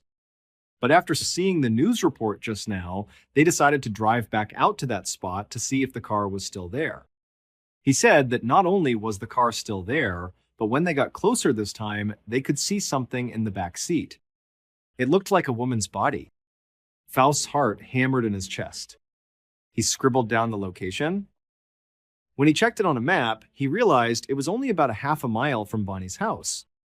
He thanked the man for calling, hung up the phone, grabbed his keys, and raced out of the station. He sped through the city streets and out to the edge of town where the suburbs gave way to the open desert. And just ahead, he saw it. A light blue Chrysler parked haphazardly in the sand just off the road. He pulled his own car over, got out, and cautiously approached. He peered through the rear window, and his stomach clenched. The man had been right. There was a body in the back seat. It was Bonnie. She was slumped over, her arms bound behind her back. There was a sock stuffed in her mouth, and from the waist down, she was naked. Faust had held on to a sliver of hope that they might find her alive. Seeing her like this, it was just heartbreaking. He walked back to his car, radioed for a forensics team, and then he waited. Once the crime scene unit arrived, Faust began a closer examination of the body and the car. He put on a fresh pair of gloves, leaned into the back seat, and gently lifted Bonnie's head. He found multiple deep wounds on her skull, consistent with being struck repeatedly with a sharp, heavy object. Her state of undress strongly suggested she had also been sexually assaulted. There were clear defensive wounds on her hands and forearms, scrapes and bruises that showed she had fought for her life. One of the forensics officers pulled out a portable blacklight and began to scan the back seat, looking for biological evidence. As the officer passed the light over Bonnie's leg, a specific area glowed brightly under the ultraviolet light. The officer looked at Faust and said that it was almost certainly semen. He carefully collected a sample with a swab and placed it in an evidence bag. He told Faust that within a few weeks, the lab should be able to generate a full DNA profile of their killer. In the meantime, the results from the fingerprints found in Bonnie's bedroom came back from the lab. And the match was a complete shock to Detective Faust. Every single clear fingerprint they had lifted, including the bloody handprint on the pillow, belonged to Bonnie's 13-year-old daughter, Candace. Faust didn't want to believe it. The thought of a young teenage girl being involved in the brutal murder of her own mother was almost unthinkable. But he couldn't ignore the evidence. The fingerprints, combined with the family's history of domestic problems, forced him to consider her as a potential accomplice. He knew she couldn't have done this alone, but she could have helped someone else. She could have unlocked the door. He had to confront her. When he did, the young girl just completely broke down, sobbing uncontrollably. She swore she had nothing to do with it. She said she was just scared and confused that morning and had run into the room to look for her mom, touching everything in her panic, not realizing what she was doing. Looking at her, a frightened child in the midst of an unimaginable trauma, Faust's gut told him she was telling the truth. She just didn't seem like a killer. But if it wasn't Candace, and it likely wasn't Bradley or Jason, then who was it? He still felt strongly that the killer had to be someone who knew Bonnie, someone who had been in her house before. And there was still one person close to her who hadn't been completely ruled out, her husband, Robert. Later that day, Faust was at his desk, the phone pressed to his ear, listening to tinny-hold music. On the desk in front of him was a list he'd compiled of airline names and flight numbers. Bonnie's husband, Robert, had been in Maryland for work and wasn't scheduled to be home the weekend his wife was killed. But just because he said he was in Maryland didn't mean it was true. Faust had identified every flight from Maryland to Tucson that Robert could have secretly taken. It was theoretically possible he could have flown in, killed Bonnie, and flown back in time for his next shift. One by one, Faust was calling the airlines and having them check their passenger manifests. So far, Robert Sanborn's name hadn't appeared on any of them. He was now on hold with the very last airline on his list. Suddenly, the music cut out. A woman's voice came on the line and told Faust that she had checked, and there was no Robert Sanborn on that flight either. He thanked her and hung up, letting out a frustrated sigh. Now, this was 1995 before the September 11th attacks. Air travel security was much more relaxed back then. You didn't always need to show a government-issued ID to get on a domestic flight. So Faust knew that just because Robert's name wasn't on a manifest, it didn't definitively rule him out. He could have flown under a fake name. There was only one thing that would give them a clear answer. They needed Robert's DNA to compare against the sample from the crime scene. One morning in early January of 1996, about a month after Bonnie's murder, Faust's office phone rang. It was a technician from the crime lab. The last few weeks had been a blur for Faust. His team was now juggling 5 new murder cases in the Tucson area. For a moment, when the lab tech said he had the results for the Sanborn case, Faust had to mentally backtrack to remember the details. Once he did, he grabbed a pen and paper, ready to take notes. He held his breath as the tech told him the news. The DNA sample found on Bonnie's leg was not a match for her husband, Robert. And it wasn't a match for Bradley's friend, Jason Horbachevsky, either. Furthermore, the small brown button from the crime scene was not a match to the buttons on Jason's shirt. It was just a strange coincidence. Faust was deeply disappointed. He asked the lab tech to run the killer's DNA profile against the statewide database of convicted sex offenders. Maybe they would get a lucky hit there. But as the days turned into weeks, The calls from the lab were always the same, no match. The DNA search hit a dead end. Faust was pulled off to work on more recent, more pressing cases. The investigation stalled. By the summer of 1996, it seemed like Bonnie Sanborn's murder was destined to become a cold case. Then, after 9 long months of silence, an anonymous tip came in. That September, Detective Faust was sitting in an interrogation room across from a 40-year-old drug dealer named Lyle Winstead. The anonymous caller had told police that Lyle sold drugs in Bonnie's neighborhood and had been saying some very suspicious things about her murder. When Faust checked Lyle's record, he found a history of violent crimes, several of them involving knives. Sitting in the stark interrogation room, Lyle was a mess. He was visibly nervous, twitching and looking around the room. When Faust started asking him about Bonnie, Lyle began making strange excuses for the killer. He said that maybe the person who did it wasn't really a bad guy, that maybe he was just, in Lyle's words, on a bad trip. Faust's instincts went on high alert. This was incredibly suspicious behavior. He asked Lyle to provide a DNA sample. Lyle agreed. Faust sent it off to the lab and waited. It took several weeks to get the results back. And when they finally came in, it was another dead end. Lyle Winstead was not a match. At this point, Faust was beyond frustrated. They had poured hundreds of hours into this case with absolutely nothing to show for it. He refused to let the momentum die again. Before he put Bonnie's case file back on the shelf to gather more dust, he decided to go back to the very beginning, to make sure he hadn't missed something simple. The next month, in between his other cases, Faust started going door to door in Bonnie's neighborhood. He personally re-interviewed every single person his team had spoken to almost a year earlier. He knew how rumors and gossip could spread in a tight-knit community like this one. Even if no one had a concrete lead back then, maybe something had surfaced in the months since. He knocked on one door after another, hearing the same stories, the same expressions of sympathy. Then, at a house down the street from Bonnie's, a woman told him something new. She said she didn't know anything herself, but there was a rumor going around the neighborhood that he might want to hear. And it was that rumor that finally broke the case wide open. Based on that rumor, combined with the DNA evidence, this is what police believe happened on the night of the 9th of December, 1995. Around 2:30 inches the morning, Bonnie's killer stood across the street, hidden in the shadows, watching her house.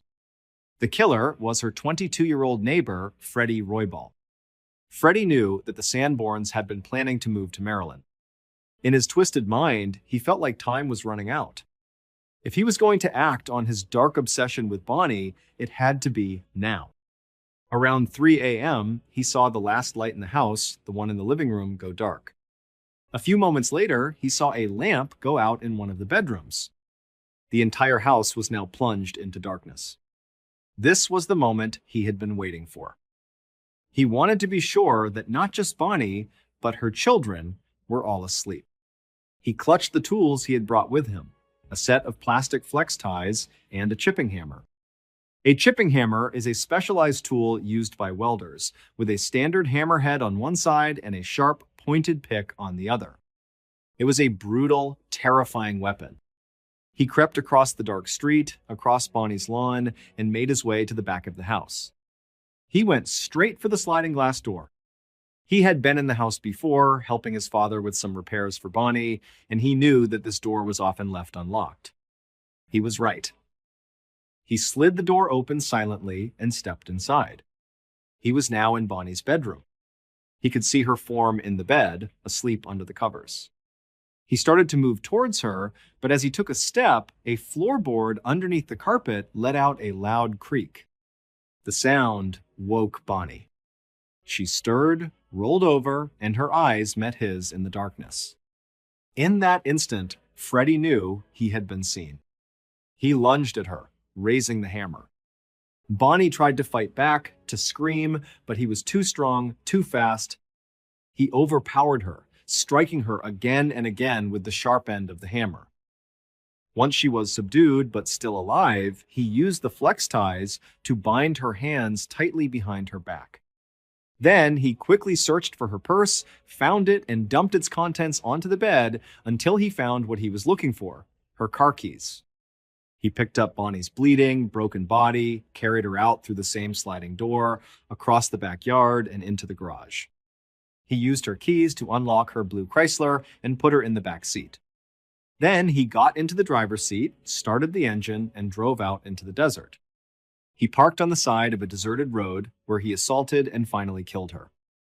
When he was done, he simply got out of the car, left her body there, and walked the half-mile back to his own house, disappearing into the night just as the sun began to rise. Detective Faust had been so focused on Bonnie's inner circle, her family, and their troubled friends that he had overlooked the person who was physically the closest to her.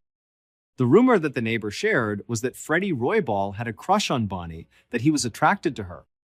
Another neighbor mentioned a separate rumor about a young man in the area who had assaulted another woman. While it was never confirmed if that was Freddie, it was enough for Faust. He got the authority to collect DNA samples from every young man living on that block. And when the results came back, Freddie Roybal's DNA was a perfect match to the sample found on Bonnie Sanborn's body. Freddie Roybal was arrested in January of 1997, just over a year after he murdered Bonnie. He was convicted of first-degree murder and sentenced to life in prison. Tonight, somewhere out there, another person is probably locking their doors, turning off the lights, and climbing into bed believing they're safe. Bonnie Sanborn thought the exact same thing. And just a few hours later, someone was standing over her in the dark. Thank you for watching. And remember, some of the most terrifying killers aren't strangers hiding far away. Sometimes they're the people watching quietly from just across the street. Until next time. Early in the morning on the 5th of February 1990, 57-year-old Laverne Pavlin stood alone in the quiet of her kitchen in Wilsonville, Oregon. The apartment was still dark, and the smell of fresh coffee slowly drifted through the air. To anyone looking in from the outside, it would have seemed like an ordinary, peaceful morning. But for Laverne, these early hours were the only moments of the day when she could breathe. Just a few minutes earlier, her boyfriend, John Susnavsky, had left for work at the nearby mill. Laverne had stood silently by the kitchen window and waited for the sound she depended on every morning, the front door shutting behind him. Then came the heavy rumble of the bus pulling away from the curb outside. Only after the noise faded did she finally relax her shoulders. Because when John was gone, Laverne could move freely through her own apartment without fear. She could pour herself a cup of coffee without worrying she was doing something wrong. She could read the newspaper without glancing over her shoulder. For a little while, the apartment stopped feeling like a trap. And on this particular morning, sitting alone at her kitchen table, Laverne had no idea that before the day was over, she was going to make a phone call that would pull police into one of the most disturbing murder investigations Oregon had seen in years. A case that would eventually destroy multiple lives and reveal a truth far more horrifying than anyone first believed. In reality, John was an incredibly violent man. He was physically abusive and his temper was explosive, especially when he was drunk, which was just about all the time. His anger was a constant simmering presence in their home, and Laverne lived her life walking on eggshells, trying not to set him off. Laverne hadn't always lived like this. She had been married before to a man she loved dearly. But her husband had passed away from cancer, leaving her completely heartbroken and alone. It was in the depths of this grief and vulnerability that she had met John. He had seemed charming at first, a lifeline in a sea of loneliness. She hadn't seen the darkness in him, not until she was already in too deep. By the time she realized the kind of person he truly was, it felt like it was too late to get out. That was 10 years ago. A whole decade had passed, and Laverne still hadn't found the courage or the means to leave him. The simple, hard truth was that she was terrified of him. She had no idea how he would react if she tried to leave, but she could imagine it, and her imagination painted a very grim picture. And so, she felt completely and utterly trapped in her own home with her own life. On this particular morning, she took her fresh cup of coffee and sat down at her small kitchen table. She unfolded the local paper, hoping to lose herself in the day's news for a bit. But as soon as she opened it, the first thing that caught her eye was a large black and white photograph. It was a picture of a smiling young woman, probably in her early 20s. The picture was attached to an article about a recent murder that had happened about 30 miles away, just northeast of Portland. The victim in the article had been identified as a woman named Tanya Bennett. And Tanya Bennett was the young, smiling woman in the photo. The article went on to explain that she had been brutally beaten and then strangled to death with the belt of a robe. After she was killed, her body had been left on the side of a highway. As Laverne read the details, her eyes scanned over the location where Tanya's body was found. The article mentioned it was a remote stretch of highway, and when she read the specific area, a chill ran down her spine. The spot where Tanya was dumped was only about a mile and a half away from a famous scenic overlook, a place that Laverne herself had been to before. She knew the area. She could picture it in her mind. Laverne kept reading the article, her eyes flicking back and forth between the printed words and the photograph of Tanya. And as she did, a strange feeling started to form in her mind. It was a nagging, unsettling sense that she knew something about this. She couldn't quite put her finger on it, but the details felt disturbingly familiar. She stared at Tanya's smiling face for a long moment, and then it was like a switch flipped in her brain. All the scattered, unsettling pieces suddenly clicked together. And in that moment of horrifying clarity, Laverne realized that she was almost certain she knew who had killed this young woman. She was almost certain it was John. Even though she treasured her peaceful, quiet mornings with her coffee and the newspaper, this was different. This was urgent. Laverne immediately stood up from the table, her coffee forgotten. She walked over to the wall-mounted phone in her kitchen, her hands shaking slightly, and she called the police. After she hung up the phone, Laverne felt a wave of adrenaline and fear wash over her.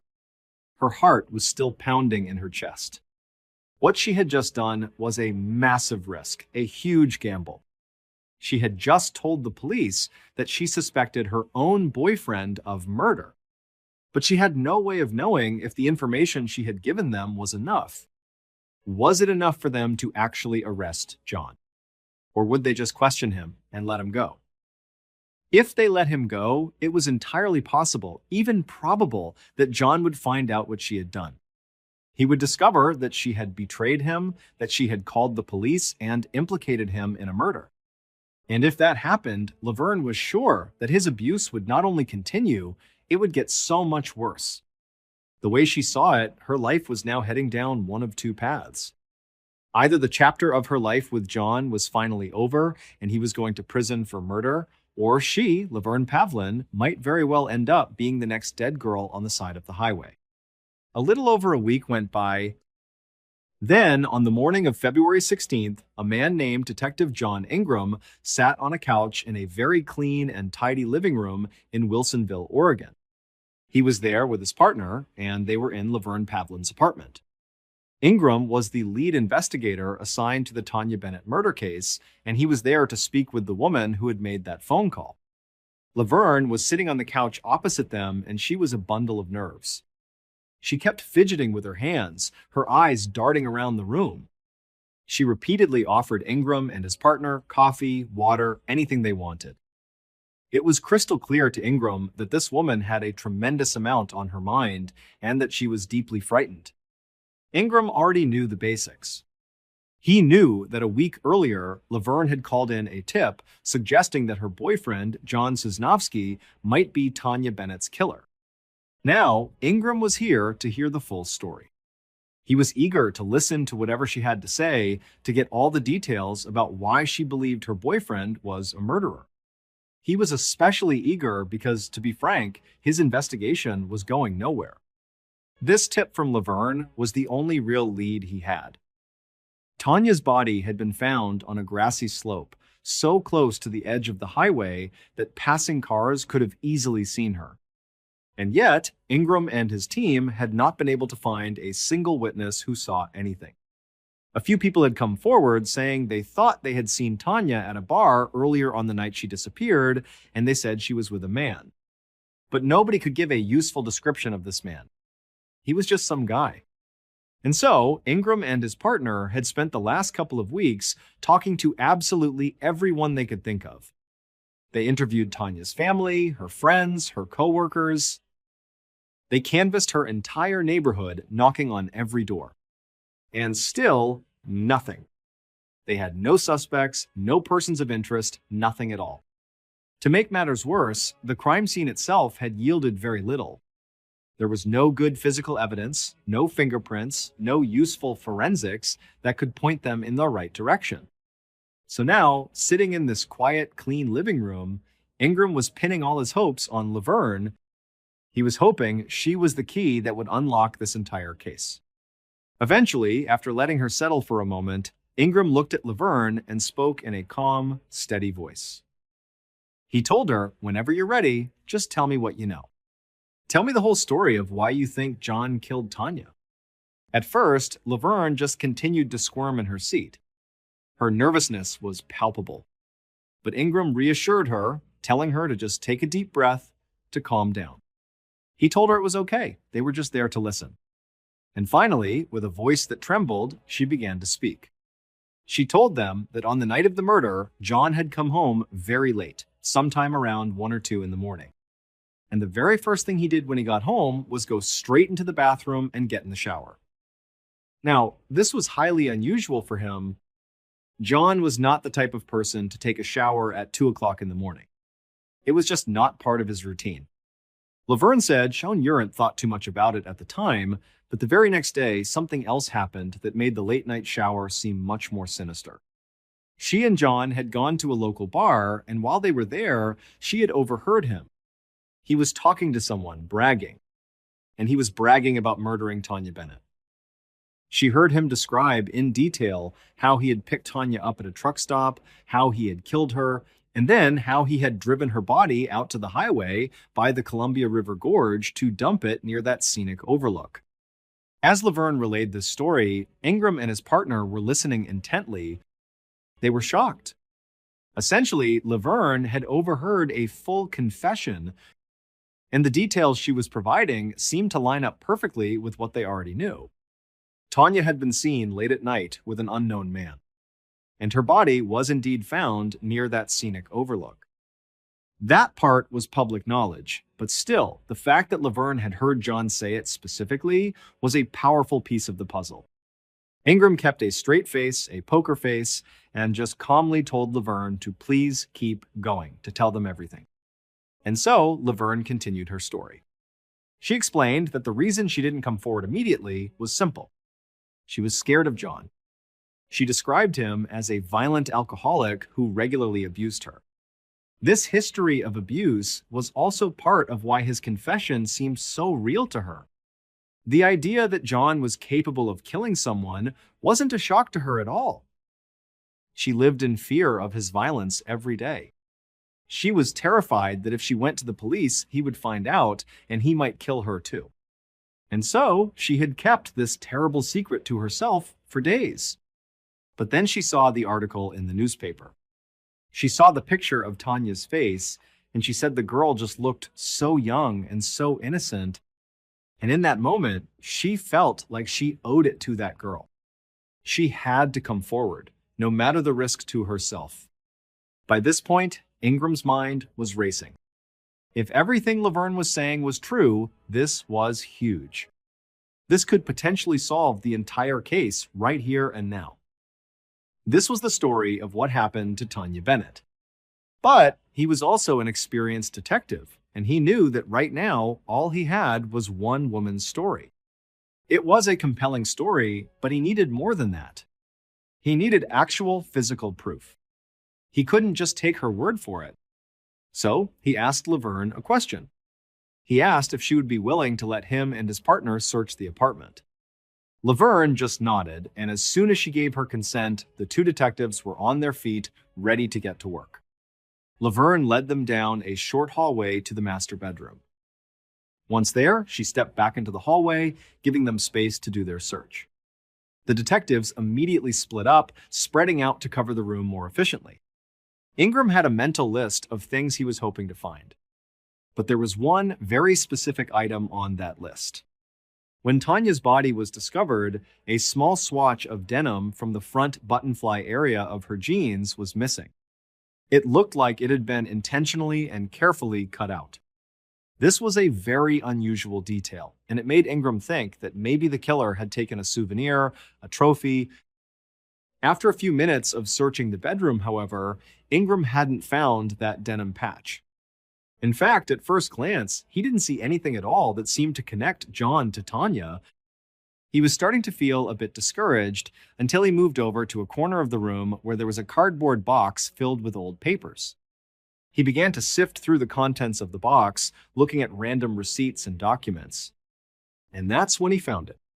He pulled out a small, torn piece of scrap paper. On it, there was a handwritten message. It was short, just 4 words. It said, quote, "T. Bennett, good peace." As soon as he read it, Ingram froze. He immediately called his partner over. His partner walked across the room, looked down at the note, and then looked back at Ingram. And they both knew, without a shadow of a doubt, that they needed to bring John Sosnavsky in for a chat right away. The detectives wrapped up their search and prepared to leave the apartment. But as they were walking towards the front door, the door suddenly opened. And standing there in the doorway, having just come home, was none other than John Sosnavsky himself. About an hour later, Detective Ingram was sitting at an interrogation table inside the sheriff's office. He was staring across the metal table at John. John had a confused look on his face, but other than that, he seemed remarkably calm, almost unbothered. Back at the apartment, when John had walked in and seen 2 detectives standing in his living room, Ingram had explained who he was and why they were there. John had seemed surprised, but he hadn't argued or resisted. He had quickly agreed to come down to the station to answer some questions. Ingram knew from years of experience, though, that just because a suspect was acting cooperative didn't mean he was innocent. Sometimes it meant the exact opposite. Ingram took a photograph of Tanya Bennett and slid it across the table towards John. He asked him if he knew the woman in the picture or if he had anything to do with her murder. John didn't deny it. He didn't act horrified or offended at the suggestion. He just looked at the picture and said he didn't really remember. Then Ingram showed him the note they had found in his bedroom, the one that said, T. Bennett, good peace. John just squinted at it as if he was having trouble reading it, and then said he really wasn't sure if he had written that or not. These were very straightforward yes or no questions. And the fact that John apparently couldn't give a straight answer to any of them was highly suspicious to Ingram. The rest of the interview went pretty much the same way. No matter what Ingram asked, even the most basic questions, John would respond with vague, non-committal answers. He couldn't remember. He wasn't sure. Maybe. Ingram was struck by how incredibly nonchalant John seemed throughout the entire process. He was being questioned about his potential connection to a brutal murder, and he was acting like they were discussing the weather. This was not a time to be nonchalant. This was a time to be clear, to be forthcoming, to proclaim your innocence. But despite Ingram's strong suspicions about John, he knew that realistically, he didn't have enough to hold him. The only evidence he had at this point was all circumstantial. He had Laverne's story, and he had a strange cryptic note that they couldn't even definitively prove John had written. It wasn't nearly enough to actually arrest him for murder. What they needed was some kind of hard, physical evidence that directly connected John to Tanya. Without that, their case was just too weak. So, at the end of the frustrating interview, Ingram just sighed and told John that for now, he was free to go. 4 days passed. Ingram was at his desk at the office, just starting his morning, when his phone rang. He picked it up and was surprised to hear Laverne's voice on the other end of the line. Before he could even ask her why she was calling, Laverne told him that she had found something. She had found something in her car that morning, and she felt like he needed to see it right away. And when she told him what it was, Ingram told her not to move, that he would be right over. He immediately hung up the phone and ran to find his partner. As he drove over to Laverne's apartment, Ingram could feel his heart racing with anticipation. Over the past 4 days, the investigation had stalled again. They hadn't found any additional evidence to prove that John was their killer. In fact, they had actually lost a piece of evidence.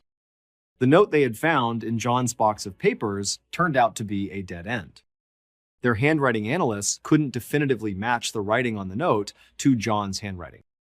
So they couldn't even be sure he was the one who wrote it.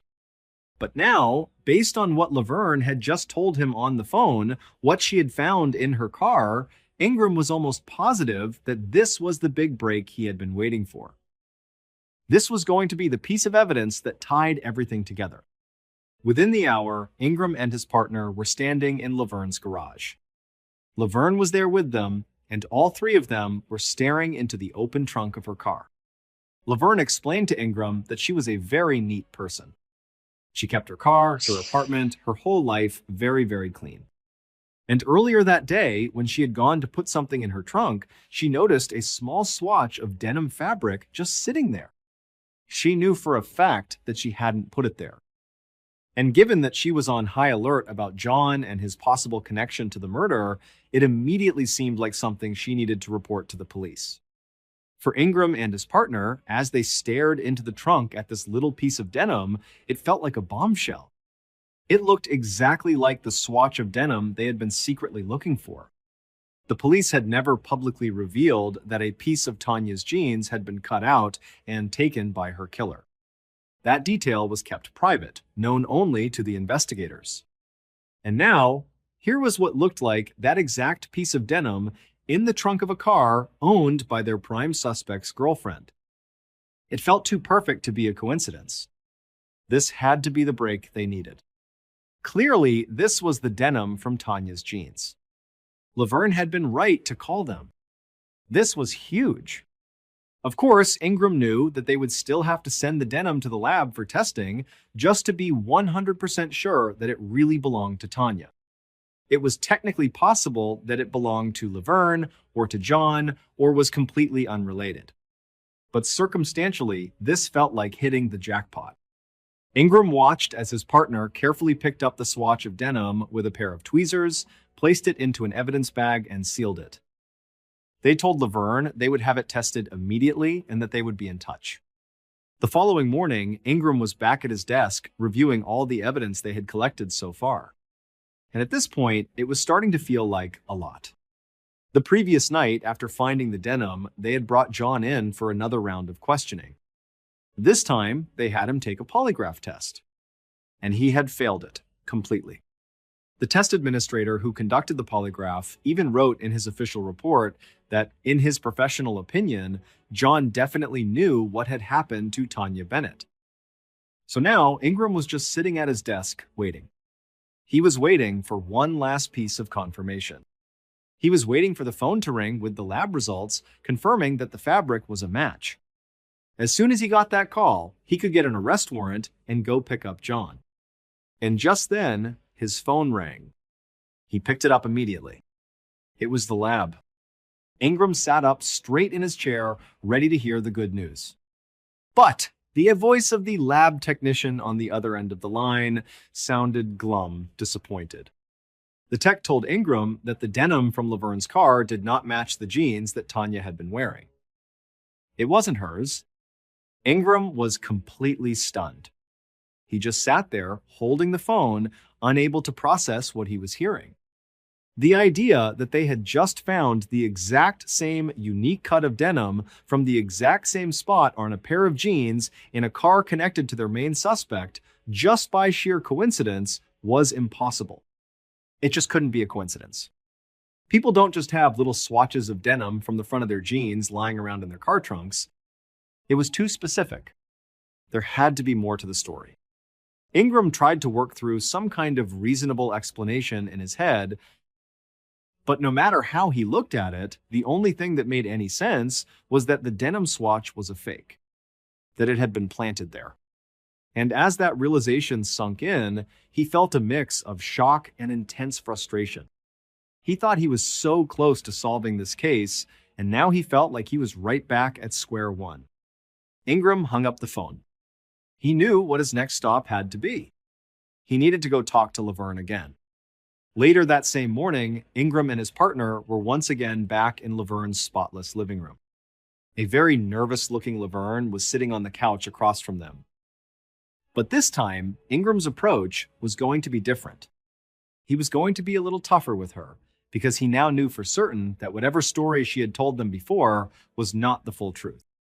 As soon as they were all settled, Ingram looked Laverne right in the eye and asked her point blank if she had planted that piece of denim inside her car. As soon as the words left his mouth, Laverne's face began to quiver. Her eyes filled with tears, and then she just broke down, sobbing. Through her sobs, she told them that she was so sorry. She confessed that she had done it. She had cut up an old pair of jeans and put that front button part in her trunk and then pretended to have found it. She said she did it so that they would have enough evidence to finally arrest John. She explained that she had gotten so worried when they had let him go after the first interview. She was convinced that John had killed Tanya. She had heard him talk about it. She knew he did it, and she knew he was a dangerous man. She just wanted to make sure that the police held him accountable for what he had done. As Ingram listened to her, he could hear the earnestness in her voice. It was clear that this woman was genuinely terrified of John and that she truly believed he was a killer. And so, he wanted to believe her motivation for planting the evidence, as misguided and illegal as it was. But there was a critical problem with her story. He knew that Laverne was still not telling him everything, because there was simply no way she could have known to plant that specific, unique cut of the jeans. She couldn't have known that was the piece the killer had taken as a trophy unless she had intimate knowledge of the crime or some other kind of inside information. Something was still missing. Why, out of all the possible pieces of evidence she could have faked, would she randomly choose that exact piece of denim? It was way too specific to be a lucky guess. And when Ingram pointed this out to her, when he asked her how she knew about the denim, Laverne's entire energy shifted. The sobbing stopped. The sadness and remorse vanished, and it was replaced with pure hesitation. She looked like she didn't know how to react. It was the look of someone who had just been caught in a much bigger lie. Laverne took a deep breath and she looked at Ingram. And then she said, "I was lying. You're right. My story about planting the evidence, that was a lie too." But she went on to say that the reason she had lied about it was because she had been too afraid. She was afraid that if the police knew the whole real story, that she would get in trouble too. And then Laverne explained what she claimed really happened to Tanya Bennett. On the night that Tanya was murdered, Laverne said that John had called her.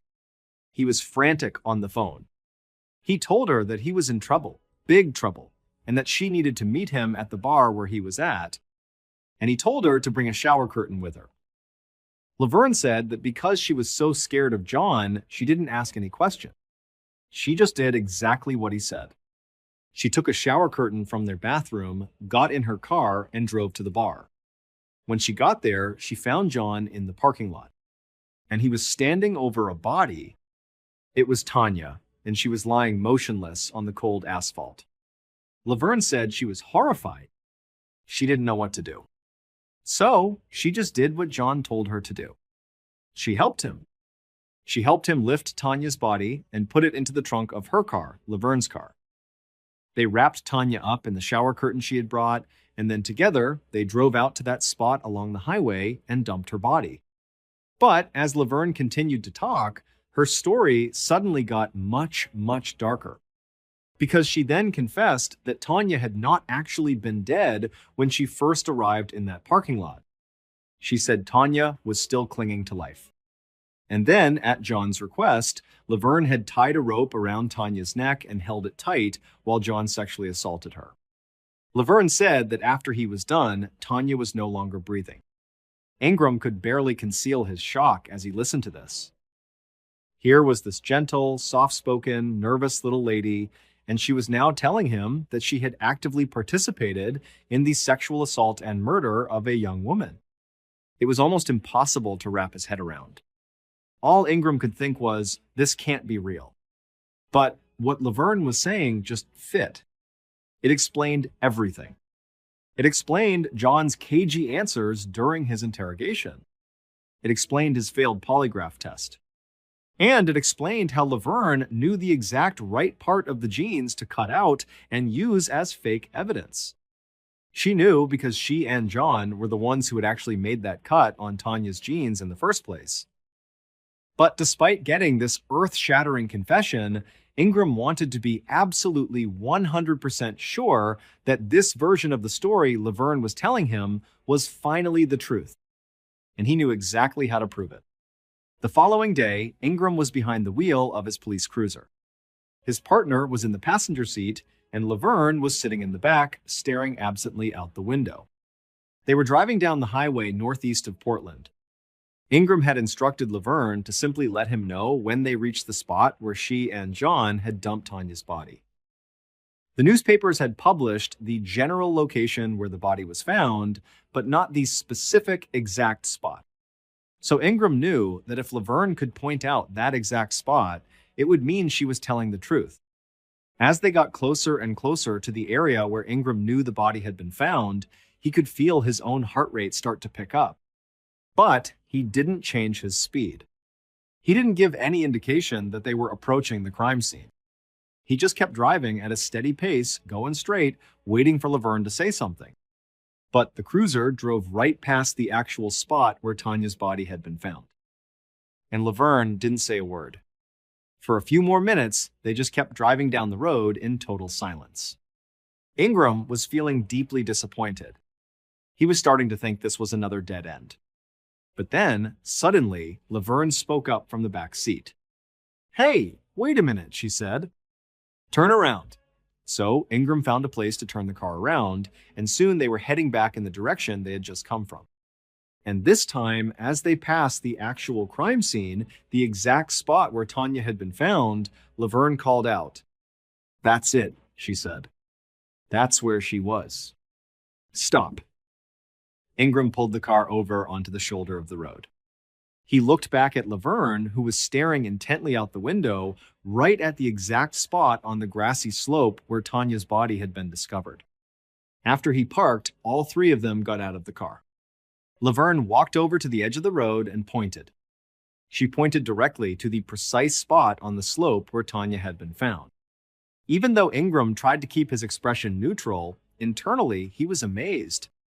Clearly, Laverne was telling the truth this time. It would have been impossible for her to have chosen that specific spot without having been there before. She had to have been involved. As they all climbed back into the cruiser, Ingram knew they now had more than enough. They could formally arrest John and also Laverne. She had done the right thing by finally coming forward with the truth, but now she would have to face the consequences for her actions. On February 21st, just 16 days after Laverne had made that first anonymous phone call, John Sosnowski was arrested. 5 days after that, Laverne Pavlin was arrested as well. And both of them were charged with murder. About 11 months later, Laverne's trial began. At her trial, Laverne tried to change her story yet again. She tried to recant her confession, claiming that she hadn't actually done any of the things she had told the police. But the jury didn't buy her last-minute change of heart. They convicted her of murder, and she was sentenced to life in prison. 2 months after Laverne was sentenced, John had his trial. He was also found guilty, and he was given the same sentence, life in prison. And from a legal perspective, that should have been the end of the case. But for the next 3 years, Detective Ingram just couldn't stop thinking about it. He couldn't stop thinking about Laverne and John and Tanya Bennett. Despite what Laverne had confessed to doing, he still felt a strange sort of empathy for her. It was obvious that she had been under John's control for years, and she had seemed genuinely terrified of him. But it was more than that. Ingram just had this horrible, nagging feeling in the pit of his stomach that they had gotten something wrong. Then, one afternoon in March of 1994, Ingram was in his office at the sheriff's department going through some paperwork. His desk phone rang. When he picked it up, it was the prosecutor who had worked on Tanya's case. The prosecutor told him that they had just received a very strange letter about Tanya Bennett's murder. And as soon as the prosecutor described what the letter said, Ingram felt sick to his stomach. Ingram had been right to worry. He and his partner and the entire legal system had gotten this case completely wrong. It turned out that their star witness, Laverne Pavlin, was not who she appeared to be.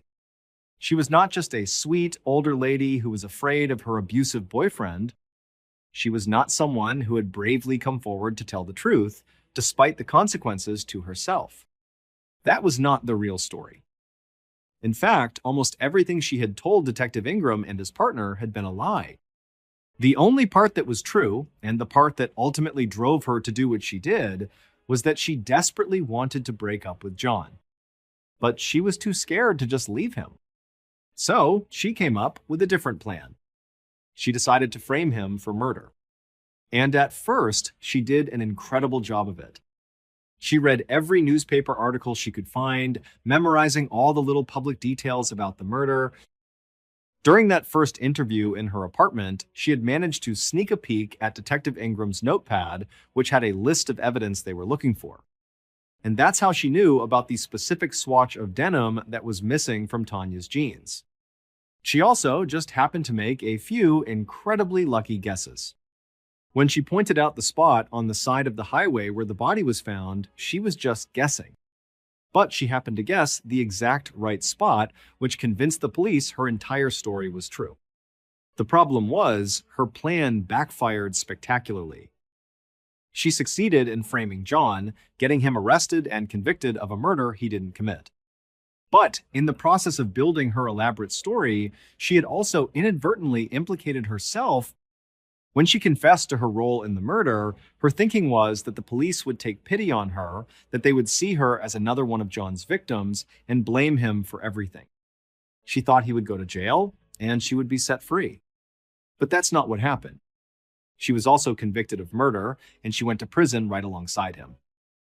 Laverne and John were both in prison serving their life sentences when the actual killer, the real man who had murdered Tanya Bennett, sent a letter to the authorities. In the letter, he confessed to his crime in detail. That was why the prosecutor had called Ingram. It was to tell him that they had made a terrible mistake. After the real killer was arrested and his confession was verified in 1995, Laverne Pavlin and John Susnowski were both released from prison. In total, they had each served 4 years behind bars for a crime neither of them had committed. All because of Laverne's desperate and twisted lies. Thanks for watching. If this case shocked you, there are plenty more twisted true crime stories waiting for you right now. And remember, sometimes the most dangerous person in a case isn't the one screaming for help. It's the one who sounds the most believable. In 1980, a 28-year-old American man disappeared deep in the Amazon jungle while searching for a lost city that many people believed didn't even exist. Nearly 10 years later, his sister received a letter from a German detective warning her that multiple people searching for this same city had also vanished and that someone in the jungle might be killing them. But that was only the first story. Because tonight's episode is about people who believed in something so completely that it slowly led them toward obsession, isolation, and ultimately tragedy.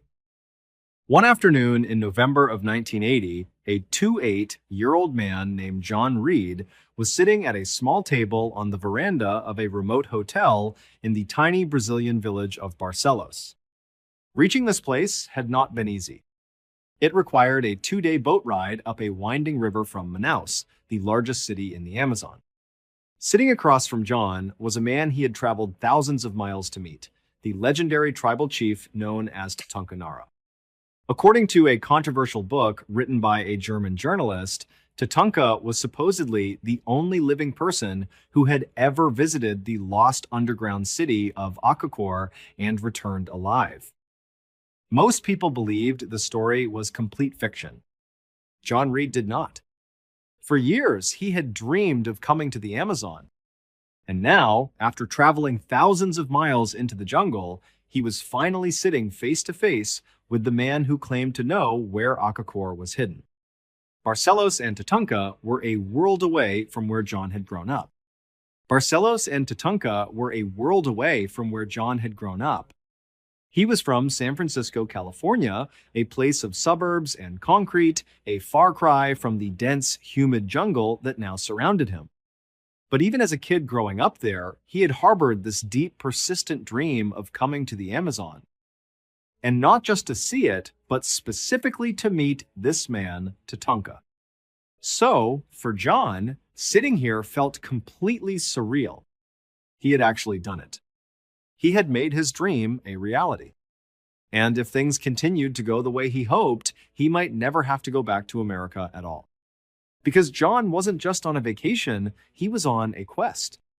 He was in Barcelos with one singular goal: to be the person who finally discovered the long-lost city of Akakor. The very existence of this city was the subject of intense debate. There was almost no historical or archaeological record to prove it was real. In fact, pretty much all the information about it came from a single book called The Chronicle of Akakor, written by a German journalist named Karl Brugger. According to Karl's book, Akakor wasn't just some ancient ruin, it was the capital city of a civilization that was over 12,000 years old. He compared them to the Incas or the ancient Egyptians, a vast empire with technology and knowledge that was extremely advanced for its time. But Karl claimed that the people of Akakor were superior, that they were literal descendants of gods who had come from the sky. And when European colonizers arrived in the Amazon centuries ago, the people of Akakor hadn't been wiped out like so many other indigenous groups. Instead, they had retreated, moving their entire civilization into a massive network of underground tunnels and cities. It was there, hidden beneath the jungle floor, that they had rebuilt their capital and concealed themselves from the modern world. The legend even said they were still living there right now, guarding a priceless treasure that had been gifted to them by their divine ancestors. Now, most academics and historians dismissed Karl's book as pure fiction. They said the author had just invented this elaborate story to sell books and make a name for himself, but John Reed paid no attention to the skeptics. Any small doubts he might have harbored had completely vanished the moment he laid eyes on Tatanka Nara. You see, Tatanka wasn't just some famous local chief who knew the jungle inside and out. More importantly, at least to John, he was a key figure interviewed in Karl's book. The book described him as the only known living person who had actually been to the hidden city of Akakor. And now, here he was, in the flesh, sitting right across from John, looking every bit the part of an Amazonian chief. He wore a simple loincloth, and on his chest was the distinctive turtle tattoo that the book had described in detail. For John, this was definitive proof. If Tatanka was real, then everything else in that book had to be real too. But right now, the conversation had stalled. Both John and Tatanka were silent, which was unusual. Normally, their meetings were filled with energy, with Tatanka telling John incredible stories about Akakor, describing its wonders in his heavily accented, broken English. But just hearing the stories wasn't enough for John anymore. He wanted to see it for himself. He wanted to know where Akakor was. So far, Tatanka had been evasive. He'd explained that the people of Akakor wished to remain hidden, that their very survival depended on their secrecy, and that he, as their trusted friend, could not betray their location. But today felt different. A few minutes ago, John had asked him again, more directly this time, about being taken to Akakor. And ever since then, Tatanka had been sitting in this deep, contemplative silence, as if he was finally weighing whether or not to reveal the secret. John waited patiently, not wanting to break the spell. As he sat there, the silence was so intense, he felt he could almost feel Tatanka's ancient wisdom radiating off of him. And then, finally, in his soft, fragmented English, Tatanka began to speak. Almost 9 years later, on a spring evening in 1989, John's sister, a 35-year-old woman named Sandy Reed, pulled her car into the driveway of her home near San Francisco. She got out to check the mail, feeling tired and worn out from her day job in sales. She reached into the mailbox and pulled out a stack of envelopes, sorting through them mindlessly as she walked toward her front door. But then the return address on one of the letters caught her eye and made her stop in her tracks. The letter was postmarked from Germany. Sandy didn't know anyone in Germany. She had no friends or family there, so she couldn't imagine what it could be. With a growing sense of unease, she ripped open the envelope. As her eyes moved across the lines of text on the page, her hands began to shake. The letter was from a German detective. He was writing to her about her brother, John. The detective wrote that they had reason to believe something terrible had happened to him. John, her adventurous brother, had left for Brazil almost a decade ago on his quest to find the lost city of Acacor. For all those years, Sandy and her parents had not heard a single word from him since he left.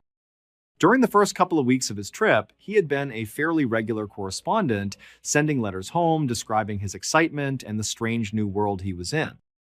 But then, in late 1980, the letters had just stopped. And after that, there was only silence. Of course, Sandy had worried about him. The Amazon jungle was a dangerous place, and John was out there on his own. But at the same time, she hadn't been completely surprised that he'd gone silent. She and her parents knew better than anyone how obsessed John was with Acacor. He hadn't just wanted to go on an adventure and find some lost city. His plan was to find it and never come home. He wanted to leave his old life behind and stay in the jungle forever. So, the family had created a narrative to cope with his absence. They told themselves that he had probably succeeded.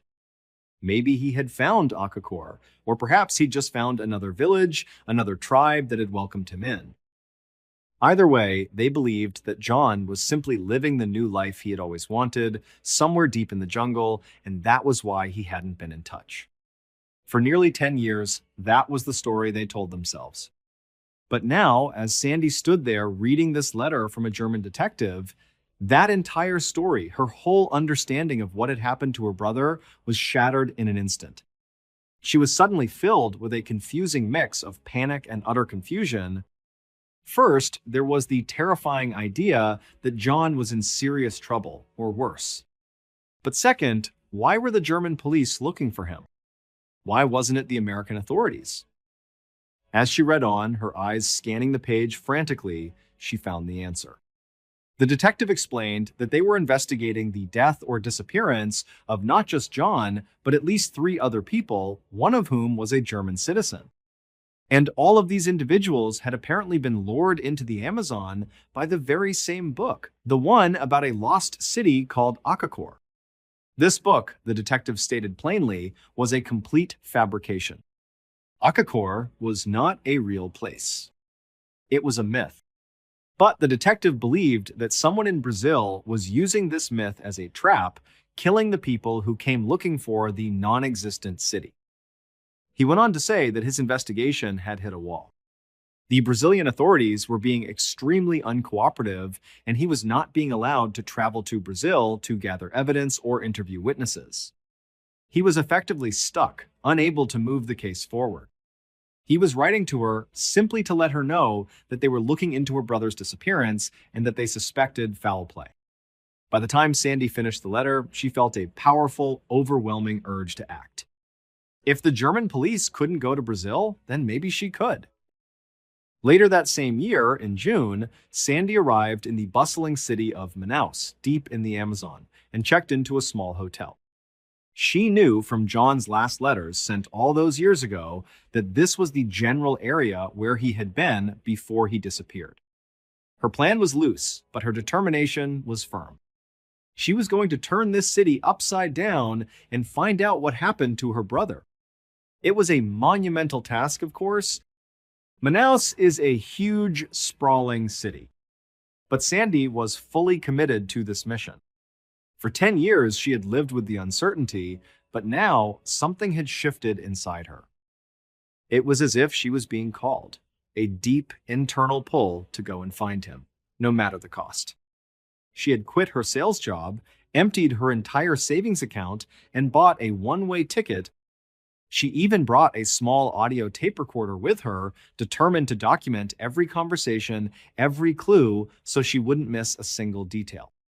Her strategy was simple. She would spend all her time talking to the locals, interviewing anyone and everyone, recording what they said, hoping that someone, somewhere, knew something about John or Akakor.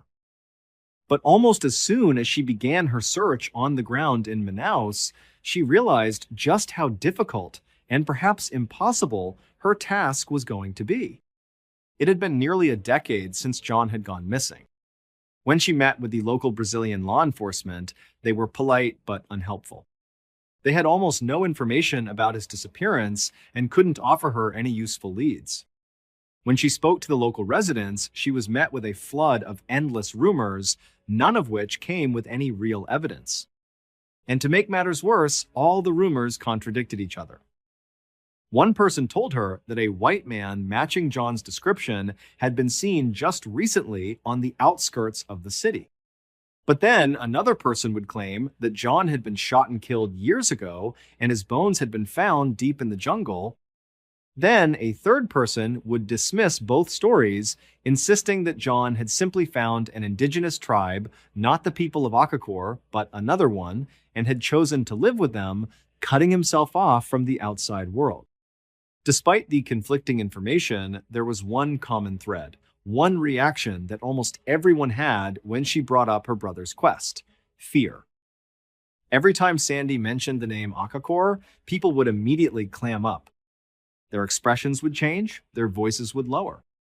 They were clearly scared of something connected to that name. They all knew about the legend, but most of the time, they warned her to leave it alone. They told her not to talk about it, that looking for Akakor could get her into serious trouble, that it could even get her killed. As the days turned into weeks, Sandy felt herself sinking into a state of confusion and anxiety. Each night, she would lie in her humid hotel bed, listening to the sounds of the city, and wonder if she should just give up. This felt impossible. But then, almost every night after she fell asleep, she would have a vivid dream about John. It was like he was visiting her, trying to tell her something.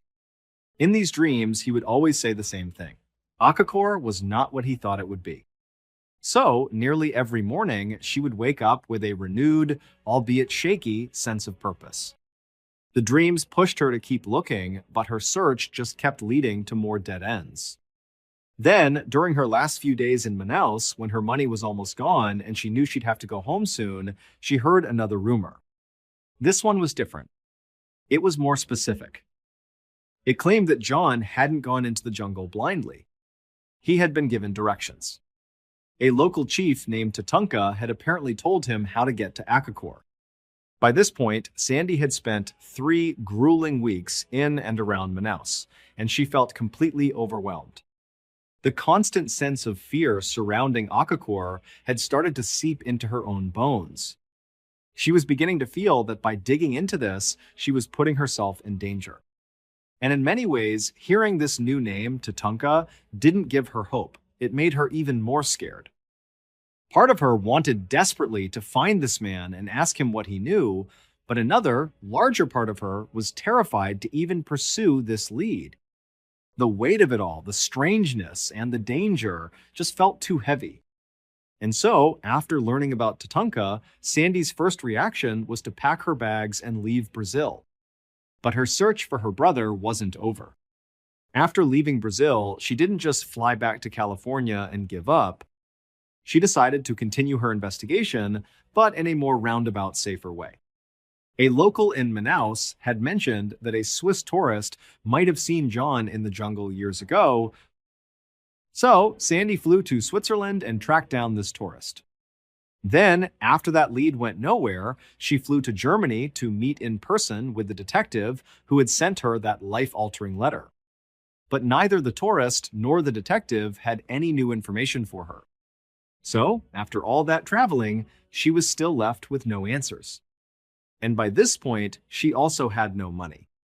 She had completely drained her life savings, chasing ghosts across continents, and it had led to nothing. She was broke, scared, and no closer to the truth. She seriously considered just going home for good. But there was still that one lead she hadn't followed up on, the one that had scared her away, Tatanka. It felt like a loose thread that she had to pull. She had a gut feeling that if she never went back to Brazil to speak with him, she would never find out what really happened. It felt like he was the key to the entire mystery, and she had been too cowardly to turn it. She knew she had to go back. She needed closure. So, she returned to the United States, but only for a short time. She took a job cleaning houses, working day and night to earn just enough money to finance one last trip back to the Amazon. On the 21st of June 1990, almost exactly a year after her first trip, Sandy returned to Brazil. This time, she took a small propeller plane to the village of Barcelos, which she had learned was Tatanka's home base. And this time, she wasn't alone.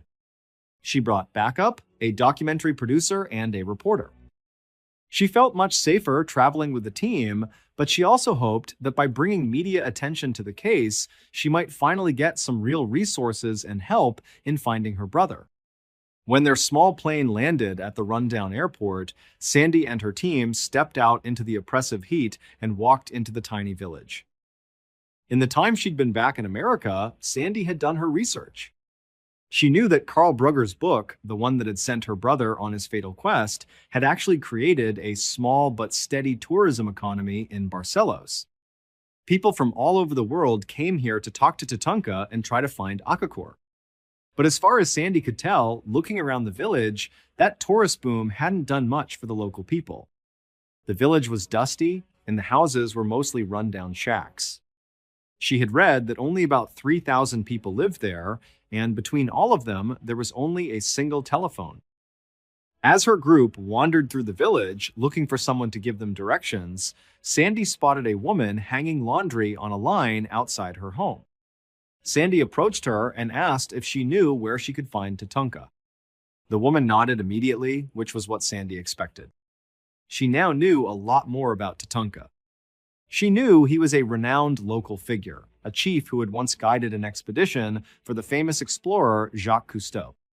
He was also considered a local hero. There was a story that he had once saved the lives of a dozen Brazilian soldiers after their plane crashed in the jungle. Because of this, the country's secret service was supposedly indebted to him. And of course, he was the star of the Chronicle of Akakor, the only man who knew the city's location. More recently, however, Tatanka had settled into a quieter life, running a small hotel and giving boat tours to tourists along the Rio Negro. The woman gave Sandy directions to Tatanka's hotel. As Sandy and her team made their way deeper into the village, she felt a strange mix of excitement and dread. There was something about finally meeting this man that felt incredibly heavy, like she was approaching the final chapter of a book she wasn't sure she wanted to finish. Eventually, they arrived at what looked like an isolated hotel surrounded by a high wooden gate. And there, sitting on the veranda, was a lean, shirtless man with a prominent turtle tattoo on his chest. Sandy knew instantly from the tattoo that it had to be him. That was Tatanka. As Sandy and her crew opened the gate and walked toward him, she pulled out a photograph of her brother. She held it up and began to explain in a trembling voice why she was there. Tatanka just listened at first, watching them approach with a calm expression. But as he started to understand what she was saying, a small smile formed on his face. And in his broken English, he told Sandy that he was surprised she hadn't come to see him sooner. But Sandy didn't smile back. Because as she stared at the man in front of her, all she could think was how wrong it all was. Tatanka's face, the way he spoke, his accent, the way he carried himself, none of it made any sense at all. It turned out those dreams Sandy had been having, the ones where her brother John appeared to her and warned her that Akakor was not what he thought it would be, were absolutely correct. Akakor didn't exist. But it wasn't just a fictional city created by an author to sell books. The truth was much stranger and much more sinister than that. Carl Brugger's entire book was based almost exclusively on the stories told to him by Tatanka Nara, the legendary Amazonian chief who was now standing right in front of Sandy. But the man in front of her was not a chief of any tribe. In fact, he wasn't even from the Amazon. He wasn't indigenous at all. In reality, the man who had been parading around as Tatanka Nara for decades was just a German man named Günther Hauck. He had fled Germany in the 1960s to avoid paying child support to his ex-wife. When he arrived in the Amazon, he needed a way to blend in and support himself, but he didn't speak the language and he had a very thick German accent. So, he invented an entire identity. He created a fantastic, made-up story about a long-lost civilization he claimed to be descended from. The entire legend of Akakor was a lie he created just so he could hide from his responsibilities back home. But the problem was, his lie worked too well. Gunther managed to convince not just the local villagers, but also national authorities that he was a real indigenous chief. And then, fatefully, he convinced the writer Karl Brugger, who turned his tall tales into an international bestseller. This inadvertently created an entire tourism industry with Gunther at its center. So, when the book came out and tourists started arriving in Barcelos, Gunther found himself trapped in his own lie. To keep his new source of income flowing, he had to keep pretending that Akakor was real and that he knew where it was, while at the same time making sure that no one ever actually got there to expose his fraud. Both Sandy and the German police came to believe that in order to protect this secret, Günther Hauck killed any tourists who got too close to the truth or insisted too strongly on being taken to the mythical city, including Sandy's brother, John Reed. Günther Hauck has never been charged with murder and has always denied hurting anyone. John Reed's body has never been found. The author, Karl Brugger, was shot to death in 1,984 inches Rio de Janeiro, and rumors still swirl about who was responsible for his murder and why. As of 2024, Günther Hauck was confirmed to be alive, still living in Barcelos, and still insisting that the city of Akakor is real. And to this day, adventurers and explorers still travel to Barcelos, hoping to be the one to finally find it. On the night of the 14th of November, 1994, a 5-6-year-old man named Dwight Finley was driving his pickup truck up a snowy, single-lane highway deep in the mountains of Oregon. It was late at night, but Dwight was wide awake, his focus absolute. It was taking every single ounce of his concentration just to keep the truck on the road. A heavy snow was falling, blanketing everything in white, and the road beneath his tires was a treacherous sheet of ice. To make matters even more difficult, Dwight was towing a large camper van behind his truck. The heavy van kept sliding and fishtailing on the slick surface, causing the whole rig to feel unstable and on the verge of losing control. As he drove, his knuckles white on the steering wheel, the only thought in his head was what a terrible mistake he had made by taking this route. Dwight was a traveling salesman. His business was selling high-end camper vans, which is why he had this demo model hitched to his truck. He would drive it from city to city to show off to potential clients. He had just finished a sales trip in the coastal town of Coos Bay, Oregon, and was now on his way to his next appointment in Grants Pass in the southern part of the state. The drive should have been a straightforward 2.5 hours.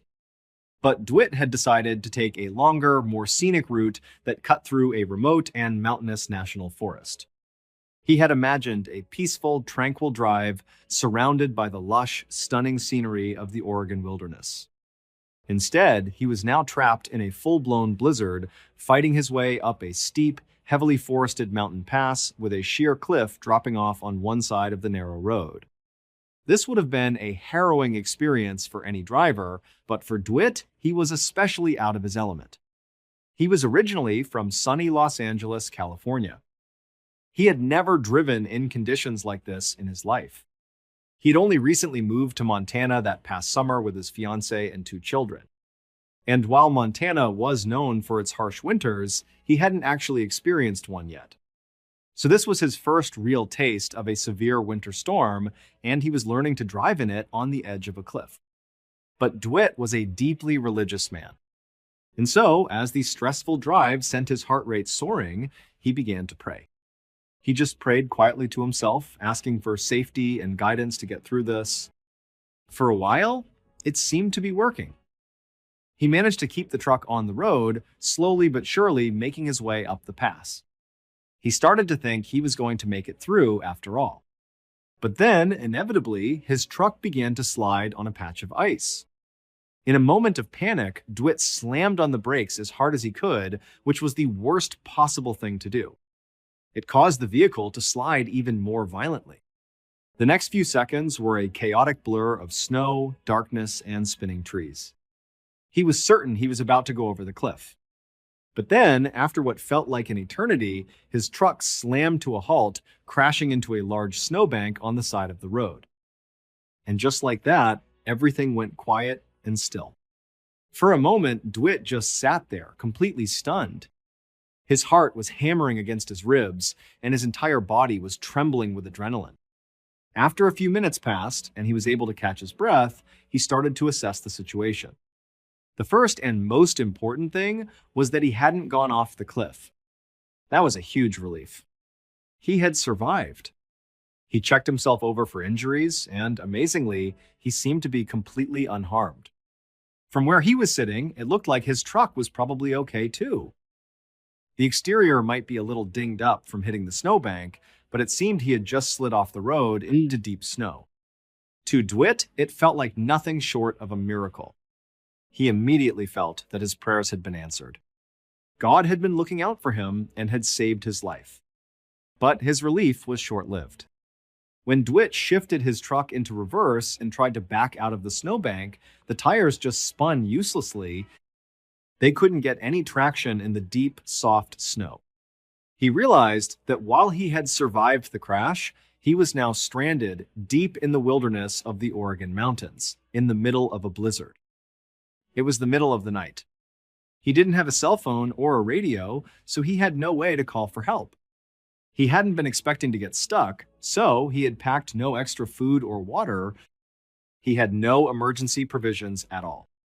And he hadn't seen another car on this road for a very long time, so he had no idea if anyone else ever used this route, especially in the winter. And to top it all off, no one knew he was here.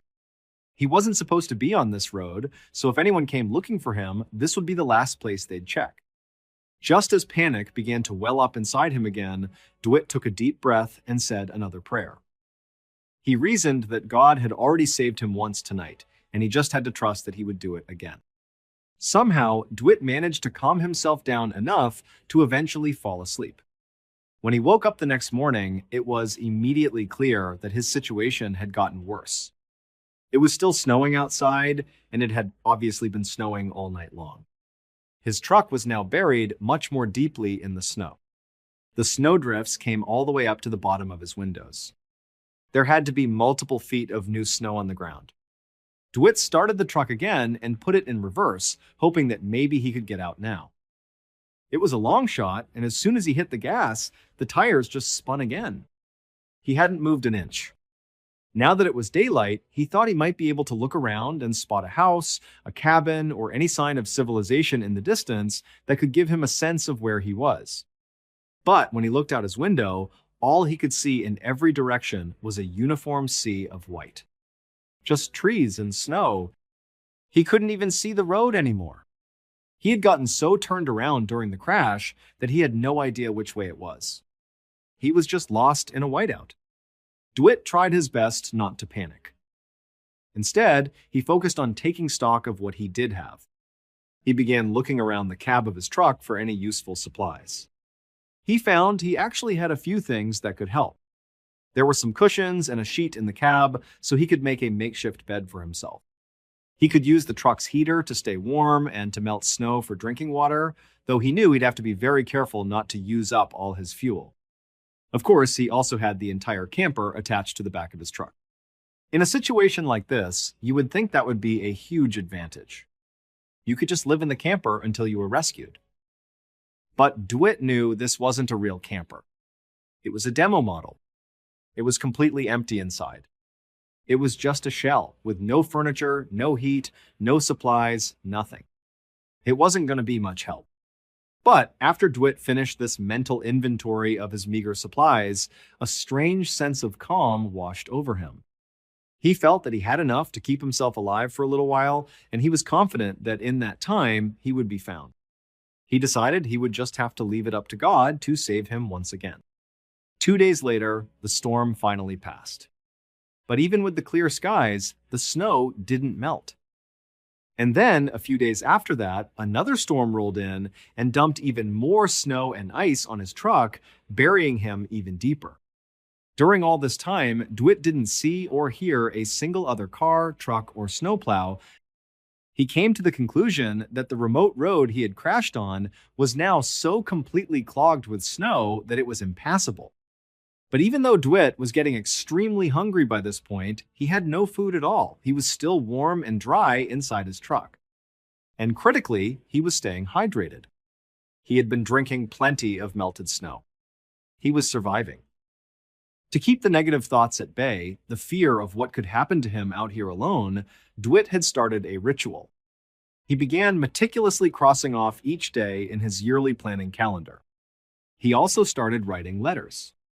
DeWitt always carried pens, paper, and envelopes in his work bag, which he had with him in the truck.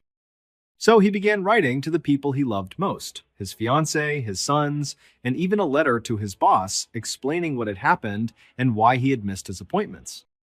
In these letters, DeWitt didn't sound scared or sad. In fact, he sounded almost rejuvenated, even happy. He wrote about how much love and joy there was in his life and how lucky he felt to have his family. He told his fiancée and his sons not to worry about him.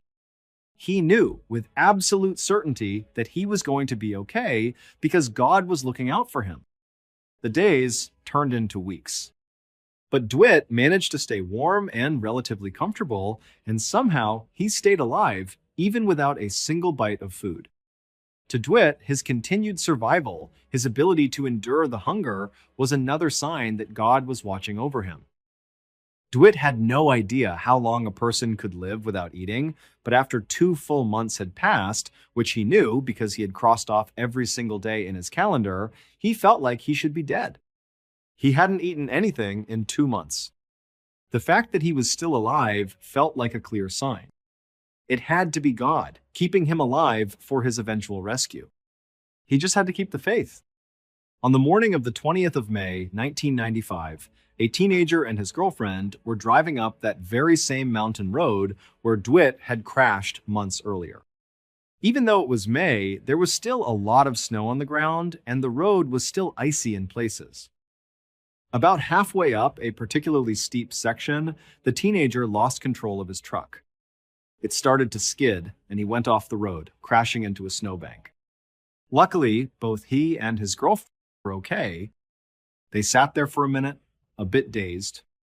Then the driver put the truck in reverse and tried to back out, but just like with DeWitt's truck, his wouldn't move either. The tires just spun in the snow. So the teenager got out of his truck to see if there was any serious damage or if he was just stuck. But as he stood there, looking at his own vehicle, he noticed something else just a little further up the road. It was another vehicle, a pickup truck with a camper attached, half buried in the melting snow. The teenager told his girlfriend he was going to go take a look just in case someone else had crashed and needed help. He left his girlfriend in his truck and started hiking through the snow over to the other vehicle. When he got there, he couldn't see inside. The windows were still mostly covered with snow and ice. He used his hands to brush away some of the snow from the driver's side window. He peered inside, and for a second, he couldn't quite make out what he was seeing. But then his eyes adjusted, and he saw it. And when he did, he gasped and stumbled backward in shock. After DeWitt crashed his truck, he was absolutely certain that he was going to be rescued. He knew he was in an isolated place, but he truly believed that God was going to save him. He felt that God had intervened to keep him from going over the cliff, and now God would intervene again to send help. Because of this powerful, unwavering belief, DeWitt never really left his truck. He might have stepped out briefly to relieve himself, but for the most part, he stayed inside, waiting. Tragically, if he had just gotten out and walked around a little, if he had explored his immediate surroundings, he would have discovered something incredible. Not far from where he had crashed, there was a paved maintenance path. And due to the unique way the wind whipped around that particular side of the mountain, the snow never accumulated on it. It remained clear. Even after the huge blizzards, he would have seen a clear, black, paved path leading down the mountainside, a path that would have taken him right down to civilization and saved his life. But Dwight was so convinced that if he just waited, help would come to him that he never looked for another way out. And when he began to feel the incredible, agonizing pain of starvation, the very fact that he wasn't dying, that he was surviving for months with no food, it only strengthened his resolve. It became proof to him that God had a plan, that he should be dead, but wasn't. All he had to do was maintain his faith, and he would be saved. In some ways, it was a beautiful and poetic testament to his faith. But ultimately, that same faith led directly to his death. The teenage driver who crashed in almost the exact same spot was looking at Dwight's truck and camper. And when he had cleared the window and looked inside, he saw Dwight, deceased, still sitting in the driver's seat. Dwight Finley had ultimately died of starvation, most likely on January 19th, which was the final day he had crossed off on his calendar. Thank you so much for watching. Let me know what you thought of today's episode in the comments. And remember, we have a whole playlist of true crime episodes ready for you to binge right now. Until next time, see ya.